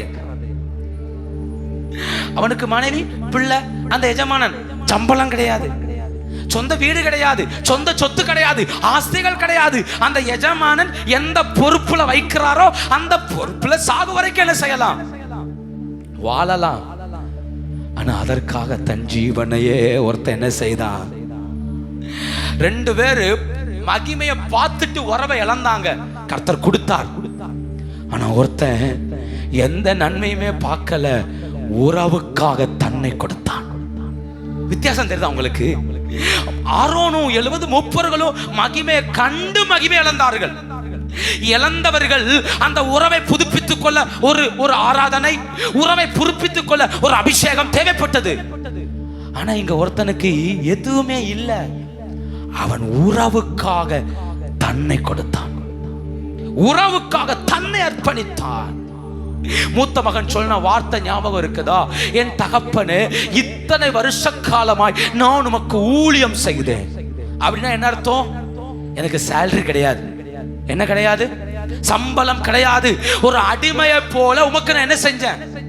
வேலைக்காரன் சாயந்தரம் 6 மணிக்கு வீட்டுக்கு போயிருவான், ஆனா நான் ராத்திரி 10 மணி வரைக்கும் என்ன செஞ்சேன்? உமக்கு வேலை செஞ்சேன், நான் உமக்கு ஊழியம் செய்தேங்கிறான். அடுத்து சொல்றான், உங்களுடைய கற்பனைகள் ஒன்றை கூட நான் மீறி நடந்ததில்லை. ஒரு பிள்ளை இளைய குமாரன் தகப்பன் சொல்ல கேட்டதே கிடையாது, ஆனா அந்த பிள்ளைய தகப்பன் ஏன் பிள்ளைங்கிறார். இவன் சொல்றான், உங்களுடைய கற்பனை நான் மீறினதே, வேலைக்காரனை விட நான் அதிகம் உமக்கு சேவை செஞ்சிருக்கேன் ஐயா, நீர் என்ன கோடு போட்டீரோ அதை மட்டும் தான் என்ன செஞ்சேன். அடுத்து சொல்றான், என் நண்பர்களோடு சந்தோஷமா இருக்கும்படி ஒரு ஆட்டுக்குட்டி ஆகிலும் நீர் எனக்கு என்ன செய்யல, தரல. அப்படின்னு அர்த்தம், நான் பண்ண ஜெபத்தை நீர் கேட்கவே, ஒரு ஆட்டுக்குட்டி தானே கேட்டேன், ஒரே ஒரு நன்மை தானே கேட்டேன், அதை கூட நீர் என்ன செய்யல. அந்த போய் சொத்தை எழுதி கேட்டான், அதை கொடுத்தீர், எனக்கு ஒரு ஆட்டுக்குட்டியை கூட என்ன செய்யல. தகப்பன் என்ன சொன்னா தெரியுமா? மகனே, நீ எப்போது என்னோடு இருக்கிற, நீ எப்போது எங்க இருக்கிற. உறவுங்கிறது, நான் என்ன சொல்றேன் புரிஞ்சுக்கோங்க, உறவுங்கிறது ஒருத்தரை அழுத்தி வருவது அல்ல. நேசத்துல என்ன செய்யணும்? எனக்கு கர்த்தர் வேணும், எனக்கு கர்த்தர் தேவை, வாழ்ற வாழ்க்கை கர்த்தருக்காக, நன்மை கிடைச்சாலும் கிடைக்காட்டாலும் கர்த்தருக்காக. இது எப்ப வரும் தெரியுமா? நேசத்துல என்ன செய்யும்? நேசம் இருந்தா தான் அந்த பாரம் என்ன செய்யும்? வரும். மூத்தவன் அப்படிதான் ஒப்பு கொடுத்தான். தகப்பன் சொல்றாரு, டேய் நீ எப்போது என்னோடு இருக்கிற. அப்படின்னா என்ன அர்த்தம்? நான் உன்னை கவனிச்சுட்டே இருக்கிறேன், நீ கேட்டது கிடைக்கல, நீ ஆசைப்பட்ட மாதிரி வாழல, என் சொல்ல மீறல, எனக்கு சேவை செய்யற, இது எல்லாத்தையும் நான் பார்த்துட்டே இருக்கிறேன். உனக்கு தெரியுமா, என்னுடையது எல்லாம், என்னுடையது எல்லாம், சொல்லுங்க, என்னுடையது எல்லாம், என்னுடையது எல்லாம். மொத்தவன் கேட்கிறான், எனக்கு ஒரு விருந்து, ஒரு சின்ன ஆட்டுக்குட்டி, ஒரு சின்ன நன்மை, அவனுக்கு எல்லாம் கிடைச்சது. அவர் சொல்றாரு, இல்ல, ஒரு மோதிரம், ஒரு பாதரட்சை, ஒரு வஸ்திரம், இதை தவிர்த்து அவனுக்கு கொடுக்க என்கிட்ட ஒண்ணுமே இல்ல. ஏன்னா பிள்ளை எல்லாத்தையும் அழிச்சிட்டு. ஆனா உனக்கு அப்படி இல்லடா, என்னுடையது எல்லாம், சொல்லுங்க, என்னுடையது எல்லாம். காலவேளையில் உறவு என்பது தெய்வத்தோடு நெருங்குவதற்கான ஒரே வழி உறவு தான். அது ஆராதனையும் எடுக்கலாம், அபிஷேகத்திலையும் எடுக்கலாம். மூணாவது ஒண்ணு, அன்புலையும் என்ன செய்யலாம்? நான் நேசிக்கிறேன். எதுக்கு நீங்க இவ்வளவு சர்ச்சுக்கு ஓடுறீங்க? நான் கர்த்தரை என்ன செய்கிறேன்? நேசிக்கிறேன். நீ ஏன் ஆண்டவரை ஆராதிக்கிற? கர்த்தரை நேசிக்கிற. என்ன வந்தாலும் ஒரு கட்டத்தில் கர்த்தரை விட்டுட்டு ஓட முடியல. ஏன்? நான் கர்த்தரை நேசிக்கிறேன். எனக்கு கர்த்தர் தேவை. என் தேவைக்காக நான் கர்த்தரை தேடல, நான் அவரை நேசிக்கிறேன். என் தேவைக்கு கர்த்தரை தேடி இருந்தா நான் என்னைக்கு கர்த்தரை விட்டுட்டு ஓடி போயிருப்பேன். என் தேவைக்கு நான் கர்த்தரை தேடல, நான் அவரை நேசிக்கிறேன். என் சூழ்நிலைக்காக கர்த்தரை தேடல, நான் அவரை நேசிக்கிறேன். அதனால பாவத்தோட காம்ப்ரமைஸ் பண்ண முடியல, உலகத்தோடு சேர்ந்து ஓட முடியல. 2 நாள் விழுந்தா 3ஆவது நாள் தன்னால அறியாமலே எழுப்பி உட்கார்ந்து இயேசுவேன்னு கூப்பிட தோணுது. ஏன்? நான் அவரை நேசிக்கிறேன். அதனாலதான் கர்த்தரை விட்டு விலக முடியல, கர்த்தரை விட்டு ஓட முடியல. என்ன வந்தாலும் சரி ஜெபம் பண்ணுவோம், சரி ஆராதிப்போம், சரி கர்த்தர் மாற்றுவார், இந்த மாசம் மாற்றுவார், அடுத்த மாசம் மாற்றுவார், அடுத்த வருஷம் மாற்றுவார், மாற்றுவார், மாற்றுவார். ஏன் உள்ள சொல்லுதுன்னா நான் அவரை நேசிக்கிறேன், நேசிக்கிறேன். அதனாலதான் உறவை விட்டு ஓட முடியல, தூக்கி தூர போட்டு என்ன செய்ய முடியல. இல்லையா? இல்லையா? நம்ம சிலரெல்லாம் தூக்கி தூர போட்டுருந்தோம், வேணாயா போயா இவங்கள பேசவே கூடாது. 1 மாசம் கழிச்சு கர்த்தரே அவனுக்கா ஜெபிக்க வைக்கிறாரு, கர்த்தரே பாரப்படுத்துறாரு. எந்த ஆள் வேண்டாம் நினைக்கிறோமோ அந்த ஆளுக்கா திரும்ப கர்த்தர் என்ன செய்யற? பாரப்படுத்துறாரு. ஏன்? நான் அவருடைய அடிமை. பிள்ளைகிட்ட சொல்ல முடியாது, பிள்ளை சொல்லும் போரும் போய் ஜோலியா பாருன்னு பேரும். ஆனா அடிமையால அப்படி சொல்லவே காதை குத்தியாச்சு. என் காதல் ஒரு அடையாளம் இருக்கு. கர்த்தருக்கு தெரியும் இவன் என்னுடைய அடிமை, என் பிள்ளைதான். விடுதலை ஆகிட்டு போக மனமில்லாதவன், தன் சொத்தை பிரிச்சுட்டு போக மனமில்லாதவன், தன்னையே எனக்கு அடிமையா ஒப்பு கொடுத்திருக்கிறான். அதனால இவன்ட்ட சொன்னா கரெக்டா இருக்கும். காலவேளையில ஆண்டவர் உங்களை பலப்படுத்துகிறார் என்றால் நீங்கள் கர்த்தரை மகிமைப்படுத்துங்கள். உங்களை அறியாமலே நீங்கள் கர்த்தருக்கு அடிமையா இருக்கிறீர்கள். உங்களை அறியாமலே உங்கள் காதுகளில் தேவனுடைய அடையாளம் இருக்கிறது. அதனாலதான் தூக்கி தூர போட முடியல, அதனாலதான் ஓட முடியல, அதனாலதான் பாரப்படுத்துகிறார் ஆண்டவர். அடிமை 7வது வருஷம் போகலாம், போக முடியாது. 50வது வருஷம் யூபிலி வருஷம் எல்லாரும் விடுதலை போகும்போ இவன் விடுதலையாக முடியாது. ஏன்? இவன் வாழ்நாள் அடிமை, வாழ்நாள் அடிமை. 1000 பேர் விடுதலையான இவனுக்கு விடுதலை கிடையாது, விடுதலை கிடையாது. காலவேளையில நாம் பார்க்கிற சில கிறிஸ்தவர்கள் அவங்க நினைச்சது போல வாழலாம், நினைச்சது போல நடக்கலாம். அது பிள்ளை, அது பிள்ளை. அதுக்கு கிடைச்சது என்ன செஞ்சிடும்? கேட்டது என்ன செஞ்சிடும்? அடங்காத பிள்ளைக்கும் தகப்பன் செய்யறதை செஞ்சிருவார். ஆனா நம்முடைய வாழ்க்கையில சில நேரம் தோத்து எழும்புறோமே. நீங்க யோசிக்கலாம், நான் பிள்ளைதான், ஆனா என்னை அடிமையா ஒப்பு கொடுத்த பிள்ளை. நான் பிள்ளைதான், அவர் என்னை அடிமையாய் நடத்தும்படி ஒப்பு கொடுக்கப்பட்டிருக்கிறேன். எனக்கு விடுதலை போக வாய்ப்பு இருந்தது, நான் பிள்ளைதான், இதை விட்டு அடுத்த வாய்ப்பு உண்டு. ஆனா அடிமையாய் ஒப்பு கொடுத்ததுனால, அந்த நுகத்துக்கு ஒப்பு கொடுத்ததுனால, நுகம் என் தோள் மேல் இருக்கிறதுனால நான் விரும்பினதை என்னால செய்ய முடியல. அவர் விரும்பினது நான் யோசித்ததுனால செய்ய முடியல. ஆனா அவர் என்ன யோசிக்கிறாரோ அதை என் வாழ்விலே செய்கிறார். பவுல் சொல்றாரு, பிழைத்து இருக்கிறது நான் அல்ல, கிறிஸ்துவே என்னில் வாழுகிறார். நான் நினைக்கிறது அல்ல, அவர் நினைக்கிறதையே என்னில் நிறைவேற்றுகிறார். நான் ஒண்ணு இல்ல, நான் ஜெபம் பண்றேன் கர்த்தர்ட்ட, ஆண்டவரை நடத்துகிறார் என்கிறார் பவுல். இயேசு கிறிஸ்து சொல்றாரு, பிதாவின் சித்தம் தான் நான் செய்யறேன், அவர் என்ன சொன்னாரோ அதை மட்டும் தான் நான் செய்யறேன். பிள்ளை அடிமையா தன்னை ஒப்பு கொடுத்துச்சு. ஆனா வசனம் சொல்லுது, எல்லா நாமத்துக்கும் மேலாக இயேசுவை உயர்த்தினார். இந்த காலவேளையில ஒன்னு சொல்லி முடிக்கட்டுமா? அடிமை அடிமைன்னு சொல்றதுனால இவன் ஒன்னும் அவ்வளவு தாழ்ந்தவன் அல்ல. யாராவது ஒருத்தன் அடிமையுடைய முகத்தை அடிச்சு பல்லையோ கண்ணையோ உடைச்சா குடும்பத்தோடு விடுதலை ஆக்கணும். குடும்பத்தோடு என்ன ஆக்கணும்? இந்த அடிமை யாராவது அடிச்சுட்டாங்கன்னா, அவன் முகத்தை சேதப்படுத்திட்டா குடும்பத்தோடு என்ன செய்யணும்? விடுவிக்கணும். அப்படின்னா என்ன அர்த்தம் தெரியுமா? எஜமானனுக்கு தெரியும், இவன் முகத்தை தொட நமக்கு என்ன கிடையாது? அதிகாரம் கிடையாது. இவன் முகத்தை தொட அதிகாரம் கிடையாது. நான் என்ன சொல்றேன், நம்முடைய கண்கள்ல கண்ணீர் இருக்கலாம், நம்முடைய வாயில புலம்பல் இருக்கலாம், நம்முடைய முகத்துல துக்கம் இருக்கலாம். ஆனா தெய்வத்துக்கு அடிமையாய் ஒப்பு கொடுக்கப்பட்டவனை சாத்தான் உடைக்க கர்த்தர் அனுமதிப்பது இல்லை. சாத்தான் உடைப்ப கர்த்தர் அனுமதிப்பதில்லை. அவன் இந்த முகத்தை நான் சொல்றேன், என் முகம் செத்து போவதில்லை, என் முகம் ஆமே குறுகி போவதில்லை. ஏன்? அதை உடைக்க சாத்தானுக்கு அதிகாரம் இல்லை. நான் தேவனுடைய அடிமை, நான் கிறிஸ்துவின் அடிமை. அதனால வர்றவன் போறவன் அடிக்கிறதுக்கு இந்த முகம் யாருக்கு சொந்தம் அல்ல, இது கிறிஸ்துவுக்கு சொந்தம். காதல ஓட்ட போட்டதுனால எவனா அடிக்கலாம் நினைக்க முடியாது. அடிச்சுட்டா இவனை விடுதலை ஆக்கிரணும். எந்த எஜமானனும் தன் வேலைக்காரனை விடுதலையாக்க விரும்புவதே இல்லை. நம்முடைய எஜமான் நல்லவர். அவர் நம்மளை விடுவிக்கிறது மட்டும் அல்ல, நம்மை பலப்படுத்தும். எப்படி இருக்கிறார்? உலகத்தின் எஜமானுக்கு அடிமைன்னா அவன் பேரே அடிமை. ஆனா கர்த்தருக்கு அடிமைங்கிறது பேர அடிமை அல்ல, அவருடைய ஊழியக்காரன். அந்த அடிமைக்கு அவர் வச்ச பேர் அவருடைய ஊழியக்காரன். நீங்களும் நானும் யாருடையவர்கள் தெரியுமா? அவருடைய ஊழியக்காரர்கள். ஆமே, பாரம் உள்ளவன், நேசம் உள்ளவன், அவருடையவன். அவனால தெய்வத்தை விட்டு தூரம் போகவே முடியாது.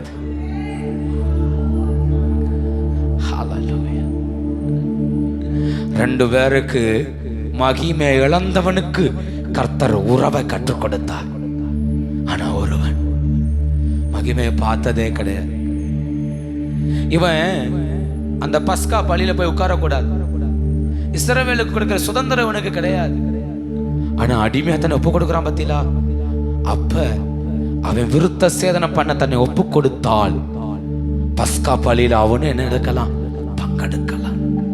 நான் என்ன சொல்றேன், நான் உனக்கு தரேன்டா, இந்த நன்மையை தாரேன் அப்படின்னு சொல்லி ஒருத்தனை ஆசீர்வதிக்கிறதுக்கு, நீ வா உனக்கு தேவையானதை செய்யறேன்னு சொல்றதுக்கு என்ன இருக்குது? இன்னைக்கு வேலைக்கு போனா 1000 ரூபாய் சம்பளம் கிடைக்கும்ங்கிறது ஒரு பிக்ஸடு. ஆனா நான் போறேன், எனக்கு என்ன கிடைக்கும் தெரியாது, தந்ததை வாங்கிட்டு வரணும் அப்படின்னு நினைச்சிட்டு போறது வேற. 1000 ரூபாய் கிடைக்கும் நினைச்சு போறது வேற. எனக்கு என்ன கிடைக்குன்னு என்ன செய்யாது தெரியாது. 1000 இருக்கலாம், 2000 இருக்கலாம், 500 இருக்கலாம், 100 இருக்கலாம், தெரியாது. அடிமைக்கு தெரியாது என்ன கிடைக்கும். ஆனா அடிமைக்கு தெரியாத ஒண்ணு, இந்த அடிமை கர்த்தருடைய கையில் இருக்கிறான். இந்த அடிமை யாருடைய கையில் இருக்கிறான் சொல்லுங்க? இந்த அடிமை யாருடைய கையில் இருக்கிறான்? பணம் செலவழிச்ச உடனே அவனை அடித்தார்கள். பணம் செலவழிச்ச உடனே பன்னிக்கு கொடுக்கிற தவிடு கூட அவனுக்கு என்ன செய்யல? பேசுங்க. பன்னிக்கு கிடைக்க தவிடு கூட என்ன செய்யல?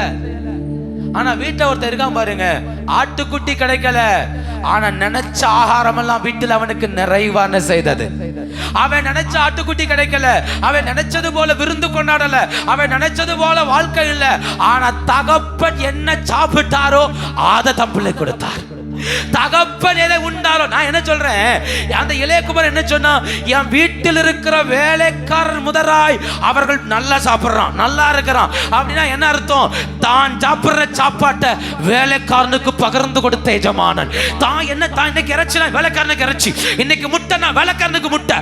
இவன் என்ன சாப்பிட்டானோ அதுதான் யாருக்கு இல்ல. புரியுதா உங்களுக்கு?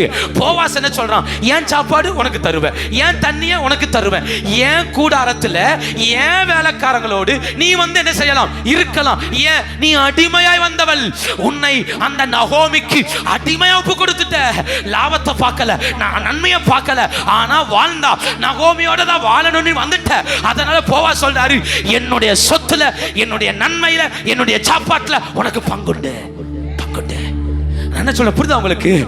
நேசம் எஜமானன் என்ன உண்ணுறாரோ அதை உண்ண வைக்கும். என்ன சொல்றேன்?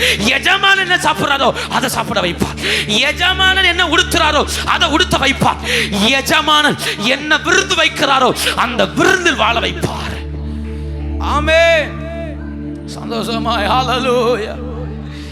நேசம் நேசம் நேசம். இந்த கால வேளையில எத்தனை உண்மையா சொல்ல முடியும்? நான் ஆண்டவரை நேசிக்கிறேன்.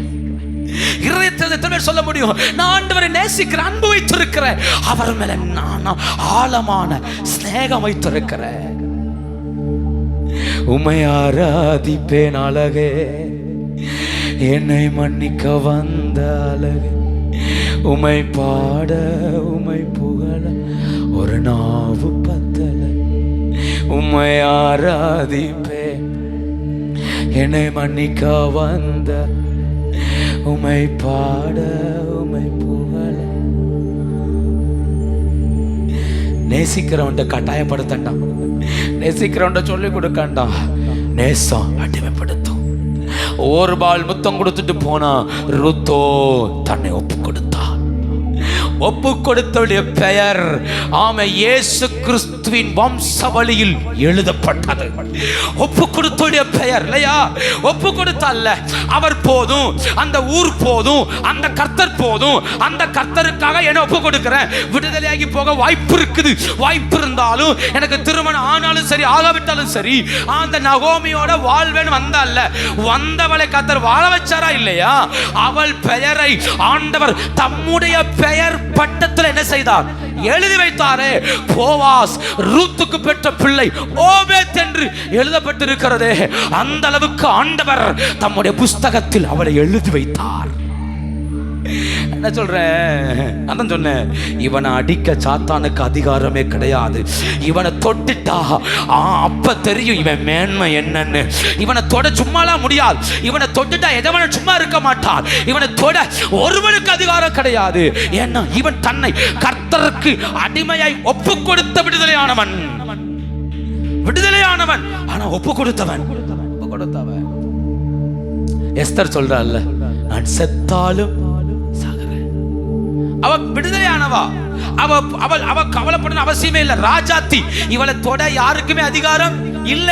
நான் ஆமான் தொட்டு பார்த்தா நினைச்சான். ஆமான் பெட்ல தான் விழுந்தான். ராஜா சொல்றான், ஏன் கண் முன்ன என் மனைவிய பலாத்காரம் பண்றியான்னு கேட்டான். ஆமான் செத்து போயிட்டான் அந்த இடத்துலயே. அப்படின்னா வஸ்தியை இழந்த மாதிரி இந்த எஸ்தரை இந்த ராஜா என்ன செய்ய மாட்டார்? இழக்க மாட்டார். இவள் தன்னை அடிமையா கொடுத்திருக்கிறார். ஏகாயிட்ட சொன்னா, நீ என்ன கொடுக்குறியோ அதை போட்டுக்கிற, நீ என்ன அலங்கரிக்கிறியோ அதை எடுத்துக்கிறேன். தனக்குன்னு எதையும் விரும்பல. ஏகா என்ன சொன்னாரோ அதை எடுத்துக்கிட்டா. நேசத்துக்குரியவள் விடமாட்டார். அந்த நேசத்துக்குரியவள் தன்னை அடிமையா.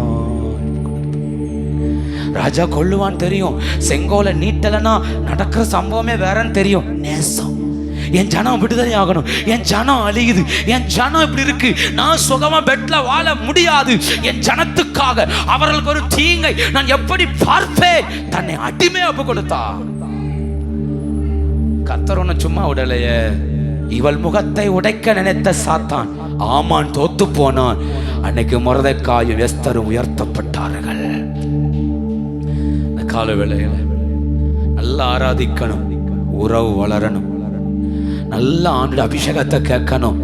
பாரம் உறவை வளர வைக்கும். எல்லாத்துக்கும் மேல கர்த்தரை நேசிக்கணும், ஆண்டவரை ரொம்ப நேசிக்கணும். அந்த நேசம் சுயநலமா இருக்காது. அந்த நேசம் மற்றவங்களுக்காய் பாரப்பட வைக்கும், மற்றவங்களுக்காய் பாரப்பட வைக்கும், மற்றவங்களுக்காய் ஜெபிக்க வைக்கும். சிலரை பார்த்துருக்கீங்களா? சில டாக்டர்மாரை பாருங்க, அவங்க ரொம்ப கஷ்டத்துலேருந்து வந்திருப்பாங்க.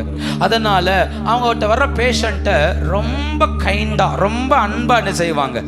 அவங்க பேசும்போதே பாருங்க, உட்கார வச்சு என்ன ஆச்சுமா, என்ன செய்யுதுமா, அந்த வார்த்தையே ரொம்ப அழகா இருக்கும். விசாரிச்சு என்ன பிரச்சனை அதை கரெக்டா பேசி இருப்பாங்க. சிலரை பாருங்க, அது பண திமிரில் என்ன செஞ்சிருக்கும், அதுக்கு அம்மா அப்பாவுடைய சொத்துல பயங்கரமா வந்திருக்கும். ஏறெடுத்து மூஞ்சே என்ன செய்யாதுங்க. சில டாக்டர் மாட்ட பேசவே முடியாது. என்னன்னு என்ன செய்ய மாட்டாங்க, நம்மகிட்ட என்னன்னே கேட்க மாட்டாங்க, தூக்கி கொடுத்துருவாங்க. ஆனா அடிபட்டு வளர்ந்தவனுக்கும் சும்மா பணத்துல படிச்சவனுக்கு என்ன இருக்குது? உலகத்திலே வித்தியாசம் இருக்கு. உள்ளத்திலிருந்து வர்ற பாரத்துக்கும் பாரத்தை உருவாக்குவதற்கும் வித்தியாசம் இருக்கு. ஆண்டவர் நம்மகிட்ட பாரத்தை உருவாக்க கூடாது. பாரம் எங்க இருந்து வரணும்?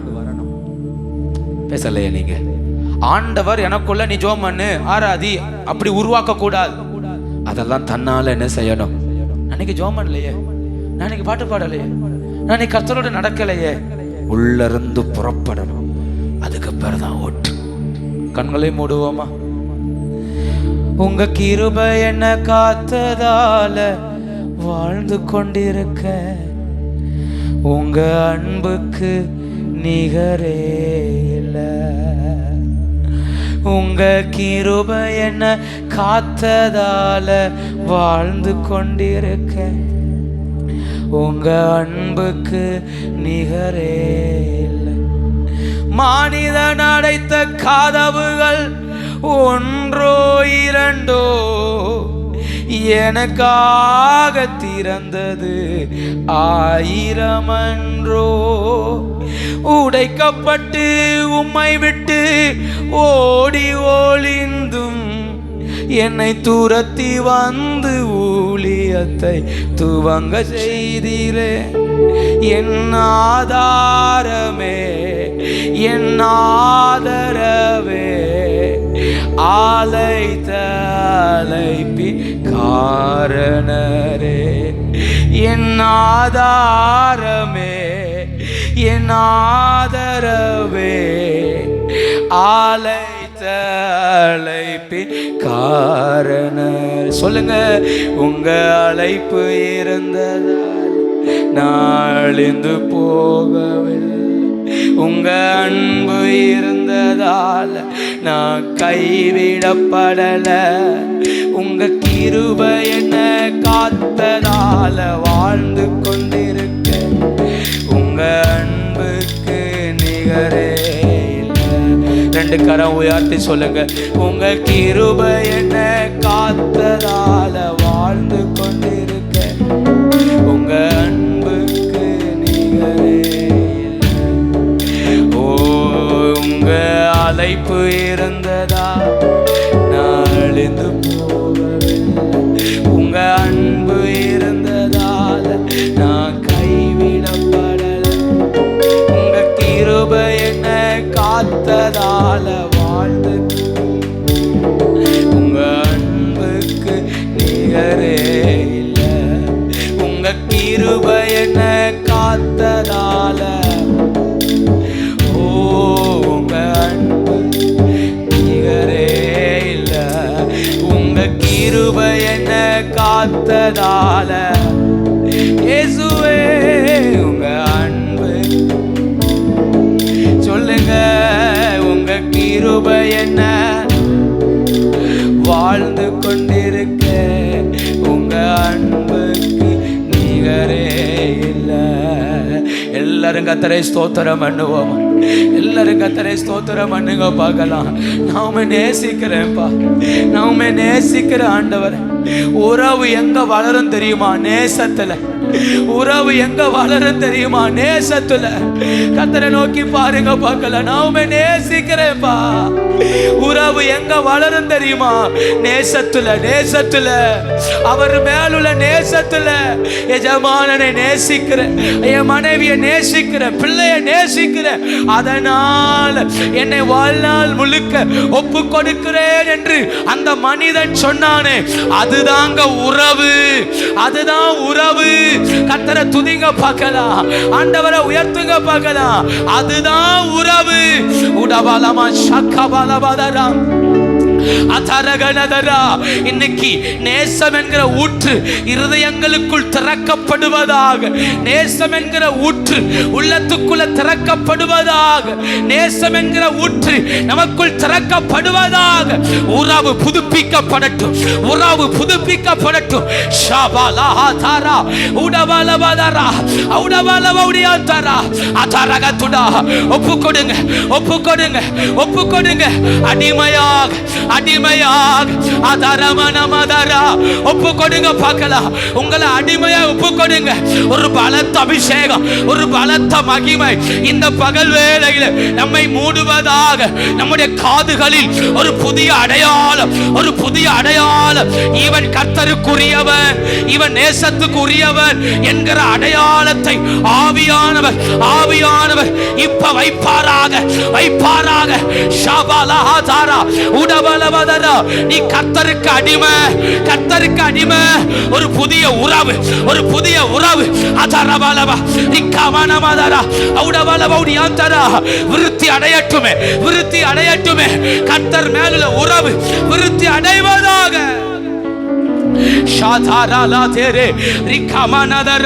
நல்லா துதிக்கணும், நல்லா உயர்த்தணும், நல்லா ஆராதிக்கணும். இந்த பகல் வேளையில் ஒரு தேவ அபிஷேகம் நம்மை மூடுவதாக, நம்மை மூடுவதாக, ஒரு தேவ கரம் நம்மை மூடுவதாக.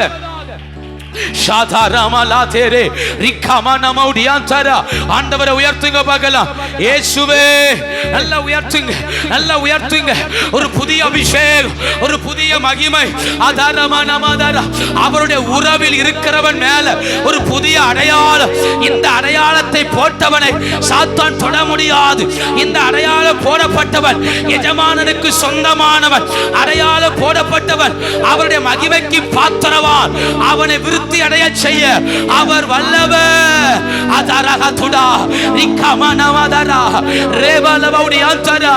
ஒரு புது உறவு கர்த்தரோடு, ஒரு புது உறவு, ஒரு புது உறவு.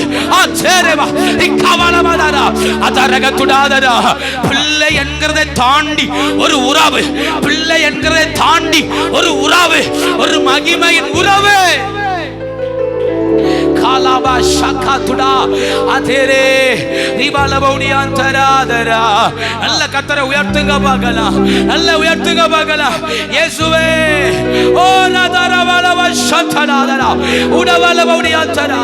அவருடைய மகிமை, பலத்த மகிமை, பலத்த மகிமை இந்த பகல் வேளையில் உயிர்ப்பிக்கிற ஒரு தேவ மகிமை. காலாமா ஷாதேரே அதாரபாலா பௌடியாந்தரா உடபாலா ஹதுரபாலா அதரே. நேசம் உள்ளத்துக்குள்ளிருந்து பாரம் என்கிற ஊற்றை தோண்டி எடுக்கும். நேசம், நேசம் உள்ளத்துக்குள்ளிருந்து பாரம் என்கிற ஊற்றை தோண்டி எடுக்கும். இந்த பகல் வேளையில் ஒரு பாரம் தோண்டி எடுக்கப்படட்டும், ஒரு பாரம் தூர்வாரப்படட்டும். அந்த ஊற்று பாயட்டும், ஊற்று பாயட்டும். 70 பேர் மேல தம்முடைய ஆவியை வைத்தார். அந்த ஒரு மனிதன் மேல அவன் காதுகளில் அடையாளத்தை வைத்தார். ஏனென்றால் இவர்கள் எல்லாம் பாரம் உள்ளவர்கள், இவர்கள் எல்லாம் பாரம் உள்ளவர்கள். இன்னைக்கு ஒரு புது கிருபை, ஒரு புது கிருபை. அதரமா நம ரியாந்தரா. கர்த்தர் மேல ஒரு பாரம், கர்த்தர் மேல ஒரு பாரம் எங்களை மூடுவதாக.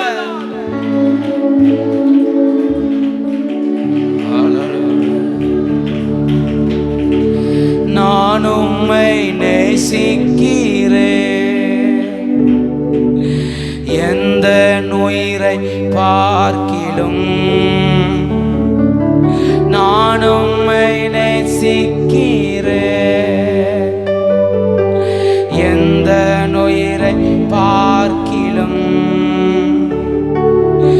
ஆராதிப்பே உம்மை நான் உண்மை மனதுடன். ஆராதிப்பே உம்மை நான் உண்மை. எத்தனை பேர் சொல்றீங்க நான் உம்மை நேசிக்கிறேன்ப்பா, நான் உம்மை நேசிக்கிறேன், நான் உம்மை நேசிக்கிறேன் ஆண்டவர். எத்தனை பேர் கர்த்தரை பார்த்து சொல்றீங்க நான் உம்மை நேசிக்கிறேன், எல்லாவற்றை பார்க்கிலும் நான் உம்மை நேசிக்கிறேன், எல்லாவற்றை பார்க்கிலும் நான் உம்மை நேசிக்கிறேன். சொல்லுங்க பார்க்கலாம். என் சூழ்நிலைகள் எல்லாவற்றை பார்க்கிலும் நான் உம்மை நேசிக்கிறேன். நேசம் என்னை ஓட வைப்பதாக, நேசம் என்னை கர்த்தருக்காய் செயல்பட வைப்பதாக, நேசம் கர்த்தருடைய ராஜ்யத்துக்காக பிரகாசிக்க வைப்பதாக.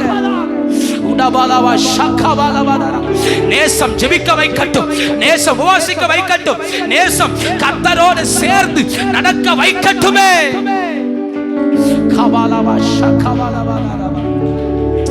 ஆராதனை நேசத்துல வரட்டும். ஓ ஆராதனை நேசத்துல வரட்டும், ஜெபம் நேசத்துல வரட்டும், பாரம் நேசத்துல வரட்டும். கர்த்தர் மேலுள்ள நேசத்துல ஆவிக்குரிய வளர்ச்சி வருவதாக.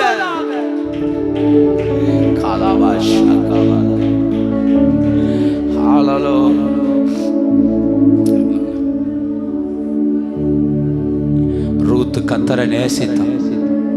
தனக்கு போக வாய்ப்பு இருந்தது, தனக்கு போக வாய்ப்பு இருந்தது. அவள் கர்த்தரை நேசித்தாள். ஆனால் கர்த்தர் அவளை தூக்கி எடுத்தார், கர்த்தர் அவளை தூக்கி எடுத்தார். நான் இப்படி யோசிக்கிறேன். இந்த ஊழியத்தினுடைய 10வது வருஷத்துக்குள் பிரவேசிக்க போறோம். நாம் தேவ சமூகத்தில் காத்திருக்க போகிறோம். நம்மை அர்ப்பணித்ததற்கு ஒரு பிரதிபலனை கர்த்தர் நாட்கள் தரப்போகிறார். நம்மை அர்ப்பணித்ததற்கு ஒரு பிரதிபலனை கர்த்தர் தரப்போகிறார். நம்மை தேவ சமூகத்தில் அடிமையாய் ஒப்பு கொடுத்ததுக்கு ஒரு பெரிய பிரதிபலனை கர்த்தர் தர வல்லவர். நமக்கு முன்னிருக்கிற சத்துருக்களை துரத்தி எல்லைகளை விரிவுபடுத்த கர்த்தர் வல்லவர். உங்க கிருபை என காத்ததால வாழ்ந்து கொண்டிருக்க, உங்க அன்புக்கு நிகரே இல்லை. உங்க கிருபை என காத்ததால உங்க